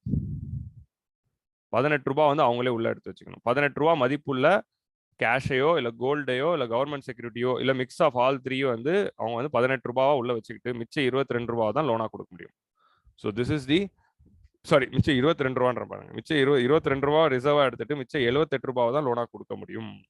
So this is the situation. So இப்போ நீங்கள் ஒன்று நோட் பண்ணணும். COVID-19 அப்போ என்ன ஆச்சுன்னா COVID-19 பேண்டமிக் வரப்போ எக்கனாமி வந்து ரிசெஷனுக்குள்ளே போச்சு. அப்போ growth ரேட்டை பூஸ்ட் பண்ணணுங்கிறதுக்காக ஆர்பிஐ என்ன பண்ணாங்கன்னா சிஆர்ஆர் என்ன பண்ணாங்க 4ல இருந்து 3க்கு மாற்றினாங்க. கரெக்டாக மார்ச் மாதம் 2020 என்ன பண்ணாங்க சிஆர்ஆர் 3க்கு மாற்றிட்டாங்க. மார்ச்சோ மேவோ பட் 2020 பண்ணாங்க. இப்படி 1% குறைச்ச உடனே என்ன ஆயிடுச்சு ஆர்பிஐ கிட்ட எல்லா பேங்க்கும் 4 ரூபான்னு கொடுத்துருந்தாங்களே அப்படி குறைச்ச உடனே என்ன ஆயிடுச்சு ஆர்பிஐ கிட்ட இருந்து எல்லா பேங்குக்கும் ஒரு ரூபா போச்சு. ஸோ ஒரு ரூபானா ஒரு % காசு போச்சு. ஸோ ஒரு பேங்க் 100 கோடி ரூபாய் நெட் டிமாண்ட் அண்ட் டைம் லைபிலிட்டினா ஆர்பிஐ கிட்ட 4 கோடி கொடுத்து வச்சிருக்கோம். ஸோ ஆர்பிஐ 4%லேருந்து 3% சிஆர்ஆர் ஆக்கும்போது ஆர்பிஐ அந்த பேங்குக்கு 1 கோடி ரூபாய் திருப்பி கொடுத்துருக்கோம். ஏன்னா 100 கோடி ரூபாய் டிமாண்ட் அண்ட் டைம் லைபிலிட்டினா 4 கோடி ஆர்பிஐ கொடுத்துருப்பாங்க. ஸோ ஆர்பிஐ 4 to 3 ஆக்கின பிறகு 1 கோடி ரூபா அந்த பேங்க் கொடுத்துச்சு. அந்த மாதிரி ஆர்பிஐ எப்பயாவது சிஆர்ஆர் 1% குறைச்சாங்கன்னா எக்கனாமியில லிக்விடிட்டி வந்து ஆல்மோஸ்ட் 1.3 lakh crore வந்து இன்க்ரீஸ் ஆகும். 1.3 to 1.4 lakh crore இன்க்ரீஸ் ஆகிற அளவுக்கு இந்த 1% மதிப்பு இருக்கு. அவ்வளோ இருக்கு நெட் டிமாண்ட் அண்ட் டைம் லைபிலிட்டியோட 1%. ஸோ ஆர்பிஐ என்ன பண்ணாங்க டக்குன்னு இது 1% குறைச்ச உடனே ஆர்பிஐ கிட்ட இருந்து மக்கள் பேங்க்ஸுக்கு 1.3 lakh crore வந்தது. இந்த காசை வச்சுக்கிட்டு பேங்க் என்ன பண்ணாங்க லோன்ஸ் வந்து so that more loans are given more investment happens and economy is recovering அப்படிங்கிறதுக்காக தான் சிஆர்ஆரை குறைத்தாங்க. ஸோ சிஆர்ஆர் எஸ்எல்ஆர் பேங்க் ரேட் இது மூணுமே வந்து ஆர்பிஐ வந்து இப்போ பயன்படுத்துவதே இல்லை. இது மூணுத்தையும் வந்து நீங்க மாத்துனீங்கன்னா என்ன ஆகும் மணி சப்ளை ஏத்தலாம் இறக்கலாம். ஆனா இந்த மூணுத்தையுமே வந்து ஆர்பிஐ வந்து மானிட்டரி பாலிசி டூல்ஸா ஆஃப் பண்ணா பயன்படுத்த மாட்டாங்க. இதெல்லாம் வந்து லாஸ்ட் ரிசார்ட்டா தான் பயன்படுத்துறாங்க ஆர்பிஐ. அப்பப்போ சிஆர்ஆர் எஸ்எல்ஆர் பேங்க் ரேட் எல்லாம் இஷ்டத்துக்கு அப்பப்போ மாற்ற மாட்டாங்க. எப்பயாவது ஒரு வாட்டி மாற்றுவாங்க. ஸோ சிஆர்ஆர் எல்லாம் மாற்றி 4% இருக்க சிஆர்ஆர் மாற்றி பல வருடங்கள் ஆகுது. பல வருஷம் கழிச்சு தான் 2020 மாற்றினாங்க. 2020 என்ன பண்ணாங்க 4% 3% ஆக்கினாங்க. திருப்பி 2021 ரீஸ்டோர் பண்ணிட்டாங்க. 3% 4% போயிட்டாங்க. இப்போ அட் ப்ரெசென்ட் வந்து சிஆர்ஆர் வந்து 4% இருக்கு. பேண்டமிக்காக 3 ஆக்கினாங்க. அடுத்த வருஷம் திருப்பி 4 ஆக்கிட்டாங்க. ஸோ இந்த மாதிரி பேண்டமிக் வந்ததுனால மட்டும்தான் சிஆர்ஆர்ல கை வச்சாங்க. இல்லைன்னா இது மூணுத்தையும் அவ்வளோவா கை வைக்க மாட்டாங்க. ஆல்மோஸ்ட் சேமாக தான் மெயின்டைன் பண்ணுறாங்க. ஓகே. ஸோ அடுத்து வந்து open market operations. Open market ஆப்ரேஷன்ஸ்னா என்னன்னா புரிஞ்சுக்கணும்னா இந்த கவர்மெண்ட் செக்யூரிட்டினா என்னன்னு புரிஞ்சுக்கணும். அப்போதான் ஓப்பன் மார்க்கெட் ஆப்ரேஷன் என்னன்னு புரியும். ஸோ கவர்மெண்ட் செக்யூரிட்டினா என்ன நான் பிரீஃபாக எக்ஸ்பிளைன் பண்ணிட்டு ஓப்பன் மார்க்கெட் ஆப்ரேஷன் சொல்லிட்டு இன்னைக்கு நம்ம இந்த வீடியோவை வந்து வைண்ட் அப் பண்ணிக்கலாம். Okay. So what is open market operations? அதுக்கு முன்னாடி வாட் இஸ் கவர்மெண்ட் செக்யூரிட்டி அப்படிங்கிறத புரிஞ்சுப்போம். So government security is nothing but bond. What is a bond? பாண்டுனா என்னதுன்னா கிரெடிட்டர் டெட்டர் அப்படின்னு 2 பேர் இருக்குமா. டெட்டர் அப்படின்னா யாருன்னா காசு தேவைப்படுற ஆளு தான் டெட்டர், கடன் வாங்குறவர். ஸோ டெட்டருக்கு எப்பயாவது கடன் தேவைப்பட்டதுன்னா என்ன பண்ணுவாங்கன்னா அவர் ஒரு பாண்டை ரிலீஸ் பண்ணுவார். பாண்டை ரிலீஸ் பண்ணிட்டு என்ன பண்ணுவார் இந்த பாண்டில் 3 விஷயங்கள் இருக்கும். ஃபேஸ் வேல்யூ அப்படின்னு இருக்கும், எவ்வளோ காசு அவருக்கு தேவை, இன்ட்ரெஸ்ட் ரேட் அப்படிங்கிறது இருக்கும், மெச்சூரிட்டி பீரியட் அப்படின்னு ஒன்று இருக்கும். மெச்சூரிட்டி பீரியட்னா டைம் பீரியட். நம்ம படிப்போம்ல simple interest equal PTR by 100, principal 6 time period T. அதுதான் இது face value, interest rate and maturity period. So ஒரு பாண்டில் இது மூணுமே இருக்கும். ஏன்னா கடன் பத்திரம், பாண்டுனா கடன் பத்திரங்க, அவ்வளோதாங்க, வேற எதுவும் இல்லை. கடன் வாங்குறவர் என்ன பண்ணுவாரு கடன் பத்திரத்தை ரிலீஸ் பண்றாரு, கையெழுத்து போட்டு கொடுப்பாரு. என்ன கையெழுத்து போட்டு கொடுப்பாரு? நான் இப்போ இந்த இவருக்கு வந்து 10,000 ரூபாய் காசு தேவை, எனக்கு 10,000 ரூபாய் காசு தேவை, நான் அதை 2 வருஷத்துல திருப்பி தரேன். அதை வந்து நான் 5% வட்டியில போட்டு திருப்பி தரேன். 5% வட்டினா ஒரு வருஷத்துக்கு 5% வரும், 2 வருஷத்துக்கு வந்து சேர்த்து நான் வட்டியா கொடுத்துட்றேன் அப்படின்னு சொல்றதுதான் வந்து கடன் பத்திரம். ஸோ இதை வந்து கொடுப்பாரு. யார் கடன் கொடுக்குறாங்களோ அவங்க என்ன பண்ணுவாங்க இந்த பாண்டை வந்து வாங்கிப்பாங்க. ஸோ கிரெடிட்டர் என்ன பண்ணுவாரு இந்த பாண்டை வாங்கிட்டு இவருக்கு கேஷ் கொடுத்துருவாரு. ஸோ இதோட மெச்சூரிட்டி பீரியட் 2 வருஷம் ஆன பிறகு டெட்டர் என்ன பண்ணுவாரு அசலை கொடுத்துட்டு இந்த பாண்டை திருப்பி வாங்கிப்பாரு. ஸோ கடன் பத்திரத்தை தான் பாண்டு அப்படின்னு சொல்றோம், பாண்டில் சைன் பண்றது. So that is this bond. இப்போ இந்த பாண்டு வந்து அதே மாதிரி கவர்மெண்ட் அவங்களுக்கு காசு தேவைப்படுறப்போ கவர்மெண்ட் ரிலீஸ் பண்ற கடன் பத்திரம் தான் government security. Government security is nothing but கடன் பத்திரம் of government of India. Government of இந்தியாவுக்கு பணம் தேவைப்படுது. அப்போ கவர்மெண்ட் வந்து மார்க்கெட்ல இருந்து பாரோ பண்ணுது. பாரோ பண்றப்போ கவர்மெண்ட் ரிலீஸ் பண்ற கடன் பத்திரம் தான் government security, which means that government is borrowing. So government பொதுவாக இந்த கவர்மெண்ட் செக்யூரிட்டி ரிலீஸ் பண்ணும்போது என்ன பண்ணிடுவாங்க, பேங்க்ஸ் வந்து அதை வாங்கிடுவாங்க. இப்போ பேங்கோட வேலை என்னங்க, கடன் கொடுக்கறது தான். மார்க்கெட்ல கம்பெனி ஏ, கம்பெனி பி, கம்பெனி சிக்கு லோன் தராங்க. கவர்மெண்ட் வந்து லோன் கேட்டா கவர்மெண்ட்டுக்கு லோன் தராங்க. ஸோ இப்போ யாருக்கு லோன் கொடுத்தா நிச்சயமா திரும்பி வரும்? கம்பெனியே கம்பெனி பி, கம்பெனி சிக்கு கொடுத்தா ரிஸ்க் இருக்கு. இவங்க திருப்பி கட்டுவானா மாட்டானா, இல்லை விஜய் மல்லையா மாதிரி ஓடி போயிடுவானா, இல்லை வந்து பிஸ்னஸ் லாஸ் ஆயிடுமா அப்படிங்கிறது ரிஸ்க் இருக்கு. ஆனா கவர்மெண்ட்டுக்கு கடன் கொடுத்தா ரிஸ்கே கிடையாது, கண்டிப்பா பணம் திரும்பி வரும். ஸோ அப்படி இருக்கிறதுனால பேங்க்ஸ் வந்து எப்போ கவர்மெண்ட் வந்து பணம் கேட்டாலும் கொடுத்துருவாங்க. ஏன்னா அது வந்து சேஃப். பேங்க்குக்கு வந்து வர வேண்டிய வட்டியும் வந்துடும், அசலும் வந்துடும், டைமுக்கு வந்துடும். So that is the most safest instrument. So அதனால என்ன பண்றாங்க, கவர்மெண்ட் வந்து அவங்களுக்கு பணம் வேணுங்கிறப்போ கவர்மெண்ட் ரிலீஸ் பண்ற பணப்பத்திரம் தான் கவர்மெண்ட் செக்யூரிட்டி. அப்படி ஒரு கவர்மெண்ட் செக்யூரிட்டியை ரிலீஸ் பண்ணி பணம் கேட்கறாங்க. ஸோ பேங்க் வந்து என்ன பண்ணிடுறாங்க, கவர்மெண்ட் செக்யூரிட்டியை வாங்கிட்டு கவர்மெண்ட்டுக்கு பணம் தராங்க. They are giving money to the government. So இப்போ ஒரு பேங்க் கிட்ட கவர்மெண்ட் செக்யூரிட்டி இருக்கும். Okay, imagine a situation. கவர்மெண்ட்டுக்கு 100 கோடி ரூபாய் தேவை. ஓகே, கவர்மெண்ட் என்ன பண்றாங்க, they are making a government security 100 crore government security. இதோட இன்ட்ரெஸ்ட் ரேட்டு 15%, 5%. இது வந்து லாங் டேர்ம் கவர்மெண்ட் செக்யூரிட்டி வச்சுக்கலாம். 5 வருஷம் கழிச்சு நான் திரும்பி தந்துடுவேன் அப்படின்னு கவர்மெண்ட் சொல்லுது. இதோட மீனிங் என்னதுன்னா, கவர்மெண்ட் வந்து என்ன பண்ணுவாங்க, வருஷம் 5% வட்டி கொடுத்துருவாங்க. 5வது வருஷத்து அப்போ 100 கோடி ரூபா திருப்பி கொடுத்து கவர்மெண்ட் செக்யூரிட்டி வாங்கிப்பாங்க. ஸோ பேங்க் என்ன பண்ணுது, கவர்மெண்ட் கிட்ட இருந்து இந்த 10 கோடி ரூபா கவர்மெண்ட் செக்யூரிட்டி வாங்கி வச்சுக்குது. ஸோ இது 10 crore 100 கோடி ரூபா கவர்மெண்ட் செக்யூரிட்டி வாங்கி வச்சுக்குது. இது 100 crore கவர்மெண்ட் செக்யூரிட்டி வாங்கிட்டு கவர்மெண்ட்க்கு 100 கோடி ரூபா கேஷை கொடுத்துருது. ஓகேவா? 5 வருஷம் கழிச்சு பேங்க்குக்கு அசல் வந்துடும், வருஷம் வட்டி வந்துடும். ஸோ கவர்மெண்ட்க்கு ஒரு 5 year லோன் கொடுத்தாச்சு பேங்க். இப்போ இந்த கவர்மெண்ட் செக்யூரிட்டி வச்சுக்கிட்டு பேங்க் சுத்திக்கிட்டு இருக்கு. இப்போ இங்க என்ன ஆகுது, இப்போ பேங்க்குக்கு வந்து இப்போ அவசரமா பணம் தேவைப்படுதுன்னா என்ன பண்ணலாம், இந்த கவர்மெண்ட் செக்யூரிட்டியை போய் விற்கலாம். Government security is a tradable instrument. ட்ரேடபிள்னா என்னதுன்னா, இதையே நீங்க விற்கலாம். ஏன்னா யார் இதை வச்சிருக்காங்களோ பேரர் பாண்ட் தான் கவர்மெண்ட் செக்யூரிட்டி. கவர்மெண்ட் செக்யூரிட்டி யார் பேரும் எழுதியிருக்காது, பேரர் பாண்ட். யார் கையில கவர்மெண்ட் செக்யூரிட்டி இருக்கோ அவங்களுக்கு அந்த மெச்சூரிட்டி டேட் அன்னைக்கு காசு கொடுக்கப்படும். இப்போ கவர்மெண்ட் வந்து 2020 வந்து காசை வாங்குறாங்கன்னா 2025 கொடுப்பாங்க. 2025 யார் கையில இந்த கவர்மெண்ட் செக்யூரிட்டி இருக்கோ அவங்களுக்கு கவர்மெண்ட் காசு கொடுக்கும், அவ்வளவுதான். பேங்கே 5 வருஷமா வச்சிருந்தாங்கன்னா பேங்க் காசு வாங்கிப்பாங்க. பேங்க்குக்கு இப்போ 2 வருஷம் ஆன பிறகு அவசர காசு தேவைப்படுது, அவசரமா பேங்க் ஒரு 100 கோடி ரூபா தேவைப்படுதுன்னா என்ன பண்ணுவாங்க, இந்த கவர்மெண்ட் செக்யூரிட்டியை மார்க்கெட்ல வந்து வித்துருவாங்க. So government security is tradable. மார்க்கெட்ல யாராவது ஒருத்தர் என்ன பண்ணுவாரு, பேங்க் கிட்ட காசை கொடுத்துட்டு இந்த கவர்மெண்ட் செக்யூரிட்டியை வாங்கிப்பாரு. ஸோ இதுதான் செகண்டரி மார்க்கெட். பிரைமரி மார்க்கெட்னா டேரக்டா வாங்க, செகண்டரி மார்க்கெட்னா செகண்ட் சேல்ஸ் பண்றது. ஸோ மார்க்கெட்ல நீங்க யார் வாங்கலாம், இன்னொரு பேங்க் வாங்கிக்கலாம். இப்போ கனரா பேங்க் வந்து இதை வாங்கி வச்சிருக்கு அப்படின்னா ஸ்டேட் பேங்க் ஆஃப் இந்தியா போய் என்ன பண்ணிடலாம், இப்போ கனரா பேங்க்குக்கு 2 வருஷத்துல 100 கோடி ரூபா தேவைப்படுதுன்னா இந்த கவர்மெண்ட் செக்யூரிட்டியை ஸ்டேட் பேங்க் கிட்ட வித்துட்டு காசு வாங்கிக்கும். ஏன்னா கவர்மெண்ட் செக்யூரிட்டி இஸ் ட்ரேடபிள். நீங்களும் போய் வாங்கலாம். People also can buy government security in secondary market. இப்போ உங்கள்கிட்ட 100 கோடி இருந்ததுன்னா நீங்க என்ன பண்ணலாம், நீங்க கனரா பேங்க்கு 100 கோடி கொடுத்துட்டு அந்த கவர்மெண்ட் செக்யூரிட்டி வாங்கி நீங்க வச்சுக்கலாம். 2025 கவர்மெண்ட் உங்களுக்கு தான் கொடுக்கும். ஏன்னா 2025 யார் கையில கவர்மெண்ட் செக்யூரிட்டி இருக்கோ அவங்களுக்கு தான் காசு போகும். So that is the mechanism of government security. Is tradable instrument, மார்க்கெட்ல கைமாற்றப்படும். ஸோ இதுதான் கவர்மெண்ட் செக்யூரிட்டி. இந்த கவர்மெண்ட் செக்யூரிட்டியை வந்து ஒரு பேங்க் விற்க போகுது. கவர்மெண்ட் செக்யூரிட்டியை முன்னாடி வந்து வெறும் பேங்க் தான் வாங்க முடியும் அப்படிங்கிற மாதிரி இருந்தது. இப்போ என்ன ஆயிடுச்சு, ரீட்டைல் ட்ரேடிங் ஸ்கீம் மூலமா பப்ளிக் வாங்கலாம் அப்படிங்கிற மாதிரி ஆர்பிஐ சொல்லிட்டாங்க. ஸோ ரீட்டைல் ட்ரேடிங் ஸ்கீம் அப்படின்னு ஒன்று ஆர்பிஐ வந்து லான்ச் பண்ணியிருக்காங்க. அதை வந்து பாருங்க, கூகுள் பண்ணி பாருங்க, retail trading scheme of RBI. Retail trading scheme மூலமா கவர்மெண்ட் செக்யூரிட்டி ரிலீஸ் பண்ணும்போது மக்களும் கவர்மெண்ட் செக்யூரிட்டி வாங்கலான்றாங்க. இப்போ உங்கள்கிட்ட காசு தான் நீங்களும் கவர்மெண்ட் செக்யூரிட்டியில் போட்டு வச்சுக்கலாம். Study about retail trading scheme. So இப்போ இந்த கவர்மெண்ட் செக்யூரிட்டி மார்க்கெட்ல விற்பனைக்கு வருதுன்னா மக்கள் வாங்குறதுக்கு தயாரா இருப்பாங்க, பேங்க்ஸ் வாங்குறதுக்கு தயாரா இருக்கும். அதனாலதான் வந்து எஸ்எல்ஆர்ல அது தேர்டா வச்சிருக்காங்க. கேஷுக்கு அப்புறமா கோல்டுக்கு அப்புறமா எதை மார்க்கெட்ல வித்தா வாங்க எல்லாரும் தயாரா இருப்பாங்கன்னா கவர்மெண்ட் செக்யூரிட்டிக்கு தான். ஏன்னா கவர்மெண்ட் கண்டிப்பா காசு கொடுக்கும். 5 வருஷத்துக்கு கழிச்சு 100 கோடி ரூபா திரும்ப வரும், வருஷம் வட்டி வரும் டைமுக்கு. ஏன்னா கவர்மெண்ட் டிஃபால்ட் ஆயிடுச்சுன்னா அது கிரைசிஸ். அதனால கவர்மெண்ட் டிஃபால்ட் பண்ணாது. அதுதான் கவர்மெண்ட் செக்யூரிட்டியோட power. Government security is tradable, கை மாத்திக்கலாம். ஸோ இப்படி 2வது கை மாறும்போது என்ன பண்ணலாம், எஸ்பிஐ வந்து வாங்கிடும். ஸோ எஸ்பிஐ வந்து என்ன பண்ணும், 100 கோடி ரூபா கொடுத்து வாங்காது. மேபி இங்கே தான் வந்து ட்விஸ்ட் இருக்கு. எஸ்பிஐ வந்து ஒரு 98 crore கொடுத்து வாங்கும். 98 crore கொடுத்து வாங்குதுன்னா பரவாயில்ல, 2 கோடி ரூபா போனா போச்சு. ஏன்னா அப்பதான் எஸ்பிஐக்கு லாபம். இவங்க கிட்ட 100 கோடி கொடுத்துட்டு கவர்மெண்ட் கிட்ட 100 கோடி வாங்குறது லாபம் கிடையாது. எஸ்பிஐ ஒரு 98 crore கொடுத்துட்டு வாங்கிக்கும். மெச்சூரிட்டி பீரியட் அப்போ 100 கோடி வாங்கிக்கும். ஸோ எஸ்பிஐக்கு 2 கோடி ரூபா லாபம். அதுதான் இதுல இருக்க கணக்கு செகண்டரி மார்க்கெட்ல ட்ரேட் பண்ணும்போது. கனரா பேங்க்குக்கு 2 கோடி நஷ்டம் தான். ஆனா 5 வருஷம் வெயிட் பண்ணி 100 கோடி வாங்குறதுக்கு இப்போ 98 crore வாங்கிட்டு அவங்க வந்து போயிட்டாங்க. ஸோ ஏன்னா அவங்க இமீடியட்டா காசு தேவைப்படுது. ஸோ அப்போதான் வந்து கவர்மெண்ட் செக்யூரிட்டியை செகண்டரி மார்க்கெட்ல விற்பாங்க. ஸோ செகண்டரி மார்க்கெட்ல கவர்மெண்ட் செக்யூரிட்டி இஸ் ட்ரேடபிள். அதுதான் பவர் ஆஃப் கவர்மெண்ட் செக்யூரிட்டி. இந்த கவர்மெண்ட் செக்யூரிட்டியில ஷார்ட் டேர்ம் லாங் டேர்ம் அப்படின்னு இருக்கு. லாங் டேர்ம் கவர்மெண்ட் செக்யூரிட்டினா மோர் தென் 1 year மெச்சூரிட்டி.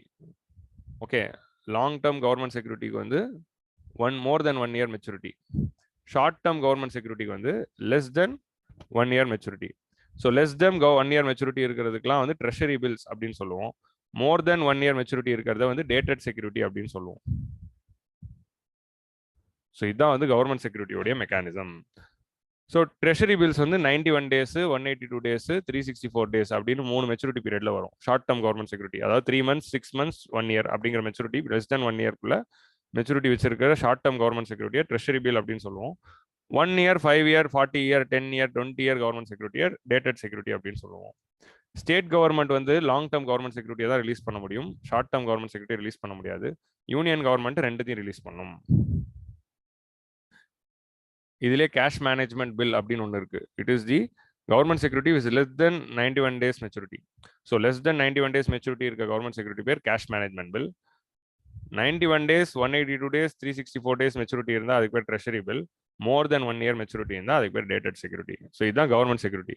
இப்போ உங்களுக்கு கவர்மெண்ட் செக்யூரிட்டினா என்னன்னு புரிஞ்சிருச்சு. இப்போ எஸ்எல்ஆருக்குள்ள கவர்மெண்ட் செக்யூரிட்டி இருக்கிறது தெரிஞ்சிச்சா? இப்போ எஸ்எல்ஆருக்கு வருவோமே. எஸ்எல்ஆருக்குள்ள கேஷ் ஃபார்ம்லையும் இல்லைனா கோல்டு ஃபார்ம்லையும் இல்லை ஜிசெக் ஃபார்ம்லையும் மெயின்டைன் பண்ணலாம் அப்படின்னு சொல்றதுனால இதோட மீனிங் என்ன? இதோட மீனிங் என்னதுன்னா, பேங்க்கு கவர்மெண்ட் செக்யூரிட்டிஸை மெயின்டைன் பண்ணணும் அப்படின்னு இன்டைரக்டா வந்து ஆர்பிஐ சொல்லுது. ஸோ எஸ்எல்ஆர் வந்து 3 ஃபார்ம்ல வைக்கலாம்: கேஷு, கோல்டு, ஜிசெக். ஸோ இது 3த்துல வைக்கலாம் அப்படின்னு சொல்றதுனால இன்டைரக்டா வந்து ஆர்பிஐ என்ன சொல்லுது? Bank should have at least 18% of their money in these 3 forms. இந்த 3 ஃபார்ம்ல ஒரு 18% of the net demand and time லைபிலிட்டிஸை மெயின்டைன் பண்ணும். இன்டைரக்டா கவர்மெண்ட் செக்யூரிட்டியை மெயின்டைன் பண்ணு அப்படின்னு சொல்றது மூலமா what bank is telling to RBI, what RBI is telling to bank, இன்டைரக்டா நீ கவர்மெண்ட் செக்யூரிட்டி வாங்கி வச்சுக்கோன்னு சொல்லுது. கவர்மெண்ட் செக்யூரிட்டியை வாங்கி வச்சுக்கோன்னு சொல்லுதுன்னா அதுக்கு மீனிங் என்ன? கவர்மெண்ட் செக்யூரிட்டியை ரிலீஸ் பண்ணுச்சுன்னா அதை வாங்கி வச்சுக்கிட்டு கவர்மெண்ட்டுக்கு காசு கொடு அப்படின்னு சொல்லுது. உங்களுக்கு புரியுதா? கவர்மெண்ட் செக்யூரிட்டிக்குள்ளே மெயின்டைன் பண்றதுக்கு முன்னாடி இன்னொரு விஷயம் என்னதுன்னா, பேங்க்குக்கு கவர்மெண்ட் செக்யூரிட்டி வச்சிருந்தா எஸ்எல்ஆர் நாம்ஸை மெயின்டைன் பண்ணலாம். எஸ்எல்ஆர் நாம்ஸ் எப்பவுமே 18 மெயின்டைன் பண்ணணும்னா கவர்மெண்ட் செக்யூரிட்டி நிறைய இருந்தால் உங்களால் மெயின்டைன் பண்ண முடியும். ஸோ அப்போ கவர்மெண்ட் செக்யூரிட்டியை நிறைய பேங்க்ஸ் வாங்கி வச்சுக்கும். ஒன்று பேங்க்குக்கு என்ன லாபம்? கவர்மெண்ட் டிஃபால்ட் பண்ண போறது இல்லை. இன்னொரு லாபம் என்ன? எஸ்எல்ஆரை மெயின்டைன் பண்ணலாம். இன்னொரு விஷயம் இதுல இருந்து இன்டைரக்டா என்ன தெரியுதுன்னா, ஆர்பிஐ எஸ்எல்ஆர் இன்க்ரீஸ் பண்றது மூலமும் டிக்ரீஸ் பண்றது மூலமும் குவான்டிட்டி ஆஃப் மணி சப்ளையை கண்ட்ரோல் பண்ண முடியுது. இன்டைரக்டா கவர்மெண்ட் செக்யூரிட்டியை வச்சுக்கோ அப்படின்னு சொல்றதுனால கவர்மெண்ட்டுக்கு லோனை கொடு அப்படின்னு வேர் மணி இஸ் கோயிங் அப்படிங்கிறதையும் சொல்றதுனால SLR is also known as a qualitative tool. So SLR is both quantitative and qualitative tool. எஸ்எல்ஆரை நம்ம குவான்டிடேட்டிவ்குள்ள தான் போடுறோம், ஏன்னா அதோட பர்பஸ் குவான்டிடேட்டிவ் தான்.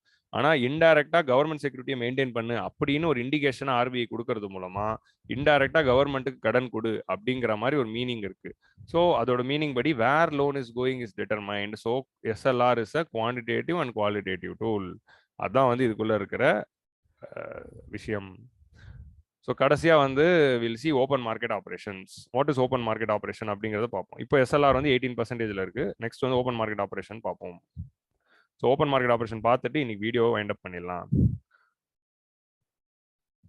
So open market operation means RBI buys and sells government security from banks. In general, from open market. Open market operation la RBI will either buy government security or sell government security in open market. So government security RBI வாங்குது விக்குது. அதாவது open மார்க்கெட்னா secondary மார்க்கெட்ல தான். RBI வந்து ஃப்ரெஷ்ஷா எதுவும் வாங்கல. Already RBI கிட்ட கொஞ்சம் RBI கவர்மெண்ட் கிட்ட இருந்து கொஞ்சம் கவர்மெண்ட் செக்யூரிட்டி வாங்கி வச்சிருக்கோம், கவர்மெண்ட் காசு கொடுத்து. இல்ல எங்க இருந்தாவது கவர்மெண்ட் செக்யூரிட்டி வாங்கி RBI வச்சிருக்கோம். அப்படி வச்சிருக்கிற கவர்மெண்ட் செக்யூரிட்டியை RBI வந்து விற்கும். யாருக்கு? பேங்க்ஸ்க்கு விற்கும். அப்படி இல்லைன்னா பேங்க்ஸ் கிட்ட இருந்து RBI என்ன பண்ணும்? கவர்மெண்ட் செக்யூரிட்டியை வாங்கும். இப்படி பண்றதுனால ஆர்பிஐயால மணி சப்ளையை இன்க்ரீஸ் பண்ணவோ டிக்ரீஸ் பண்ணவோ முடியும். That is open market operation. அது எப்படிங்கிறது பார்ப்போம். Open market operation is the most sought out tool. RBI வந்து பேங்க் ரேட்டையோ கேஷ் ரிசர்வ் ரேஷியோ எஸ்எல்ஆரையோ எப்பயோ தான் கை வைக்கும். ஆனால் open market operation is the most favourite operation of RBI to increase or decrease the money supply. Money supply அட்ஜஸ்ட்மெண்ட்டுக்கு அவங்க அடிக்கடி பண்றது ஓப்பன் மார்க்கெட் ஆபரேஷன் தான். Every 2 months or 3 months open market operation பண்ணுவாங்க. ஓப்பன் மார்க்கெட் ஆபரேஷன்ல வந்து by ஆபரேஷன்லயும் செல் ஆபரேஷன்லயும் என்ன பண்றாங்க அப்படிங்கிறது பார்ப்போம். இப்போ எக்கனாமில இன்ஃபிளேஷன் ஹையா இருக்கு. இன்ஃபிளேஷன் ஹையா இருக்கும்போது RBI will do sell operation. Okay, sell operation அப்படின்னா என்ன அப்படின்னு பார்ப்போம். இங்க ஆர்பிஐ இருக்கு, இங்க பேங்க் இருக்கு.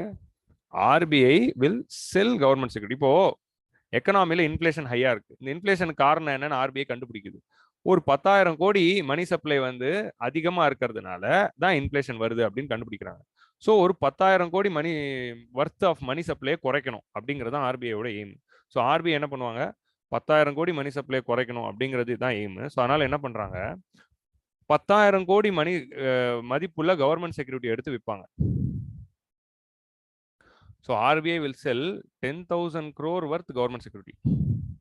இப்போ இந்த 10,000 கோடி மணி சப்ளை அதிகமாயிடுச்சு, இதனாலதான் இன்ஃபிளேஷன் வருதுன்னு தெரிஞ்சிச்சுன்னா இந்த 10,000 கோடி வர்த் மணி சப்ளையை குறைச்சி விட்டுட்டா இன்ஃபிளேஷன் கண்ட்ரோல் ஆயிடும் அப்படின்னு ஆர்பிஐ கண்டுபிடிச்சிருச்சு. ஸோ என்ன பண்றாங்க, 10,000 கோடி மதிப்புள்ள கவர்மெண்ட் செக்யூரிட்டியை தூக்கி மார்க்கெட்ல விற்கிறாங்க, ஓப்பன் மார்க்கெட்ல. பேங்க் என்ன பண்ணிடுது, ஓ கவர்மெண்ட் செக்யூரிட்டி ஆர்பிஐ விற்குதான்னு ஜாலியா வந்து வாங்கிக்கும். ஏன் வந்து வாங்கிக்குதுன்னா, கவர்மெண்ட் செக்யூரிட்டி மூலமா கண்டிப்பா பணம் வரும். கவர்மெண்ட் செக்யூரிட்டி வாங்கி வச்சுக்கிட்டா பணம் கேரண்டீடா வரப்போகுது, நம்பர் 1. ரெண்டாவது என்னதுன்னா, அவங்களுக்கு ஆத்திர அவசரத்துக்கு தேவைன்னா எஸ்எல்ஆர் மெயின்டைன் பண்ணிக்கலாம். எஸ்எல்ஆர் மெயின்டைன் பண்றதுக்கு இன்னும் ஒரு சில அட்வான்டேஜ் இருக்கு. அதை பத்தி நம்ம marginal liquidity marginal standing facility நடத்துறப்போ நான் சொல்றேன். அதே மாதிரி லிக்விடிட்டி அட்ஜஸ்ட்மெண்ட் ஃபெசிலிட்டி அப்போ நான் சொல்றேன். கவர்மெண்ட் செக்யூரிட்டினால பல அட்வான்டேஜஸ் இருக்கு. Liquidity adjustment facility, marginal standing facility நடத்துறப்போ நான் சொன்னா உங்களுக்கு புரிஞ்சிடும் இன்னும் கவர்மெண்ட் செக்யூரிட்டினால இருக்க அட்வான்டேஜஸ். ஸோ பேங்க் எப்பவுமே தயாரா இருக்கும்.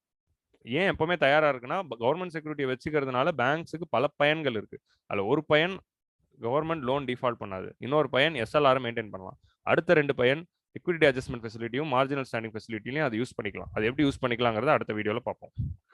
ஸோ அதனால ஆர்பிஐ எப்போ கவர்மெண்ட் செக்யூரிட்டியை செல் பண்ணாலும் பேங்க் அதை வாங்கி வச்சுப்பாங்க.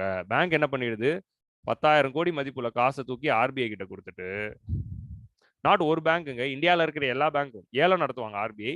இந்தியாவில் இருக்கிற எல்லா பேங்க்கும் வந்து ஏலத்தில் பார்ட்டிசிபேட் பண்ணி வாங்குவாங்க. ஒரே பேங்க் வந்து 10,000 கோடி வாங்கணும் அப்படின்னு நினைக்காதீங்க.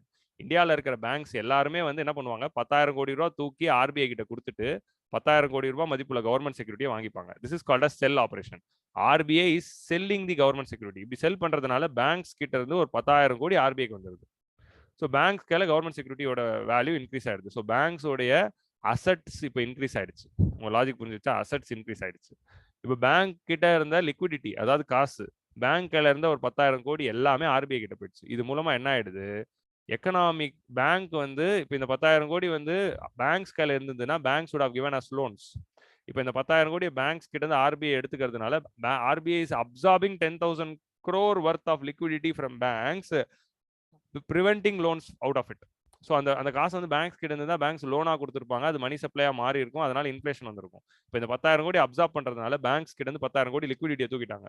அதனால என்ன ஆயிடுது, மணி சப்ளை இஸ் ஃபாலிங், இந்த 10,000 கோடி is absorbed, so inflation will be under control. So 10,000 கோடினால ஒரு இன்ஃபிளேஷன் வருது, அந்த மணி சப்ளை அப்சார்ப் பண்ணிட்டா போயிடும் அப்படின்னா ஆர்பிஐ என்ன பண்ணுவாங்க, 10,000 கோடி மதிப்புள்ள கவர்மெண்ட் செக்யூரிட்டி தூக்கி வித்துருவாங்க. விற்கிறப்போ பேங்க்ஸ் எல்லாம் என்ன பண்ணுவாங்க, 10,000 கோடி ரூபா கொடுத்து வாங்கிப்பாங்க. வாங்கிக்கிறதுனால என்ன ஆயிடுது, மார்க்கெட்ல இருந்து 10,000 கோடி மதிப்புள்ள லிக்விடிட்டி குறைஞ்சிடுது. அந்த 10,000 கோடி பேங்க் கிட்ட இருந்தா அது லோனா போயிருக்கும், அது இப்போ போறது இல்லை. 10,000 கோடி மதிப்புள்ள லிக்விடிட்டி குறைஞ்சிடுது. குறையறதுனால என்ன ஆயிடுது, மணி சப்ளை கண்ட்ரோல் ஆயிடுது. So 10,000 crore quantity of money supply குறைக்கிறாங்க இங்க, உங்களுக்கு புரியுதா? அதனால இது quantitative tool. 10,000 crore worth of quantity of money supply is reduced, so quantitative tool, so inflation is coming under control. இப்படி நடக்கிறப்போ பேங்க்ஸ் வந்து வாங்காம போனா என்ன ஆகும் சார் அப்படின்னு நீங்க நினைக்கலாம். அப்படிலாம் நடக்கவே நடக்காது. பேங்க்ஸ் கண்டிப்பா வாங்குவாங்க. இப்போ யாராவது வந்து உங்கள்கிட்ட கவர்மெண்ட் வந்து உங்கள்கிட்ட 4,000 ரூபாய் பணம் கொடுத்தா நீங்க வாங்காம இருப்பீங்களா, இல்ல 2,000 ரூபாய் பணம் கொடுத்தா வாங்காம இருப்போமா? நிவாரணம் இல்லைன்னா கோவிட் நிதி அந்த மாதிரி ஏதோ ஒன்று கொடுத்தா அந்த மாதிரி தான், யாரும் வேணான்னு சொல்ல போறது இல்லை. பேங்க்ஸுக்கு அட்மோஸ்ட் நீடு இருக்கு. எப்பவுமே பேங்க்ஸுக்கு கவர்மெண்ட் செக்யூரிட்டிக்கான நீடு இருக்கு, தேவைகள் இருக்கு. ஸோ கண்டிப்பா ஓப்பன் மார்க்கெட் ஆபரேஷன் ஆர்பிஐ வந்து செல் ஆபரேஷன் பண்ணி பேங்க்ஸ் வாங்காம போனதா சரித்திரமே கிடையாது. கண்டிப்பா வாங்குவாங்க. ஏன்னா கவர்மெண்ட் செக்யூரிட்டிக்கு always there is a demand. So அதனால ஆர்பிஐ அசால்ட்டாக கவர்மெண்ட் செக்யூரிட்டி எடுத்து வாங்கிக்கும். ஸோ இதுதான் செல் ஆப்ரேஷன். இப்போ இமேஜின் எக்கனாமிக்குள்ள ரிசெஷன் இருக்கு. ரிசெஷன்னா நெகட்டிவ் க்ரோத் ரேட், அப்படி இல்லைனா ஸ்லோ டவுன், 2 குவார்ட்டருக்கு negative growth rate or slow down இருக்குன்னு அப்படின்னு வச்சுக்கலாம். ஸ்லோ டவுன்னா ஜிடிபியில் ஒரு மந்த நிலை, ஜிடிபி க்ரோத் ஃபால் ஆகிட்டு இருக்கு, ஜிடிபி க்ரோத் ரொம்ப ஸ்லோவாக க்ரோ ஆகுது. ஒரு 9% க்ரோ ஆகிட்டு இருந்தது, இப்போ 2% தான் க்ரோ ஆகுது. இதுதான் வந்து ஸ்லோ டவுன். இப்படி ஸ்லோ டவுன் ஆகிட்டு இருக்கிற இந்த டைமில் ஜிடிபியை பூஸ்ட் பண்ணி விடணும், எக்கனாமியில் பூஸ்ட் பண்ணி விடணும். ஸோ இப்படி ஜிடிபி ஸ்லோ டவுன் ஆயிடுச்சுன்னா இன்ஃப்ளேஷன் குறைஞ்சிரும். ஸோ இன்ஃப்ளேஷன் வந்து நம்ம 4% மெயின்டைன் பண்ணணும், ப்ளஸ் ஆர் மைனஸ் 2 பார்த்துருக்கோம். இப்போ இதே இன்ஃப்ளேஷன் வந்து 6க்கு மேலே போயிடுச்சு அப்படின்னா இன்ஃப்ளேஷன் இஸ் ஹை, நம்ம ஆல்ரெடி பார்த்துட்டோம். அதே மாதிரி இன்ஃப்ளேஷன் வந்து 2க்கு கீழே போயிடுச்சு, ஸோ இன்ஃப்ளேஷனை பூஸ்ட் பண்ணி விடணும், ஜிடிபியை பூஸ்ட் பண்ணி விடணும் அப்படிங்கிற மாதிரி ஒரு சுச்சுவேஷன் வருதுன்னா என்ன பண்ணுவாங்க? ஆல்ரெடி நம்ம பார்த்தது பேங்க் ரேட்டு குறைச்சி விடுவாங்க, சிஆர்ஆர் எஸ்எல்ஆர் குறைச்சி விடுவாங்கன்னு பார்த்தோம். அது கூட என்ன பண்ணலாம், பட் இது வந்து லாஸ்ட் ரிசார்ட் தான் யூஸ் பண்ணுறாங்க. இதுக்கு பதிலாக ஆர்பிஐ என்ன பண்ணுது, ஓப்பன் மார்க்கெட் ஆப்ரேஷனில் செல் ஆப்ரேஷன் பண்ணுறாங்க, சாரி பை ஆப்ரேஷன் பண்ணுவாங்க. ஸோ இன்ஃப்ளேஷன் அதிகமாக இருக்குது, அதை கண்ட்ரோல் பண்ணணும்னா செல் ஆப்ரேஷன். இன்ஃப்ளேஷன் கம்மியாக இருக்குது, அதை பூஸ்ட் பண்ணி விடணும், ஜிடிபியை பூஸ்ட் பண்ணி விடணும்னா பை ஆப்ரேஷன். பை ஆப்ரேஷனில் ஆர்பிஐ என்ன பண்ணுவாங்க அப்படின்னா பேங்க்ஸ் கிட்டேருந்து கவர்மெண்ட் செக்யூரிட்டியை வாங்குவாங்க. இப்போ என்ன சொல்கிறாங்க, இன்ஃப்ளேஷன் ரொம்ப கம்மியாக இருக்குது, ஜிடிபி க்ரோத்தும் கம்மியாக இருக்குது, ஒரு 10,000 கோடி மதிப்புள்ள மணி சப்ளையை நம்ம பூஸ்ட் பண்ணி பம்ப் பண்ணி விட்டா அந்த 10,000 கோடி மணி சப்ளை இன்வெஸ்ட்மெண்ட்டாக மாறி ஜிடிபி க்ரோத் உருவாகும் அப்படின்னு தெரிஞ்சிச்சுன்னா 10,000 கோடி மதிப்புள்ள கவர்மெண்ட் செக்யூரிட்டி பேங்க்ஸ் கிட்ட இருந்து ஆர்பிஐ வாங்கும். இப்படி வாங்குறதுனால banks will get the liquidity. So RBI will give 10,000 crore of money and liquidity and they will buy government security from banks. அப்படி வாங்கிட்டு பேங்க்ஸ் கையில் இப்போ 10,000 கோடி வந்துடும். இதை வந்து பேங்க்ஸ் வந்து லோன்ஸாக கொடுத்து இன்வெஸ்ட்மெண்ட்டை பூஸ்ட் பண்ணலாம் அப்படிங்கிறது தான் வந்து buy operation. So economy slow டவுனில் இருக்குது, மந்த நிலையில் இருக்குது, அந்த மாதிரி டைமில் இன்வெஸ்ட்மெண்ட்ஸை பூஸ்ட் பண்ணி விடணும்னா RBI will buy government securities from banks கையில் கவர்மெண்ட் செக்யூரிட்டி இருக்குல்ல அதெல்லாம் வாங்கும். ஸோ வாங்கும்போது பேங்க்ஸ் கையில் 10,000 கோடி கொடுத்துருது. இது எல்லா பேங்க்கும் வந்து திருப்பி அதே மாதிரி ஏலத்தில் தான் பார்ட்டிசிபேட் பண்ணுவாங்க.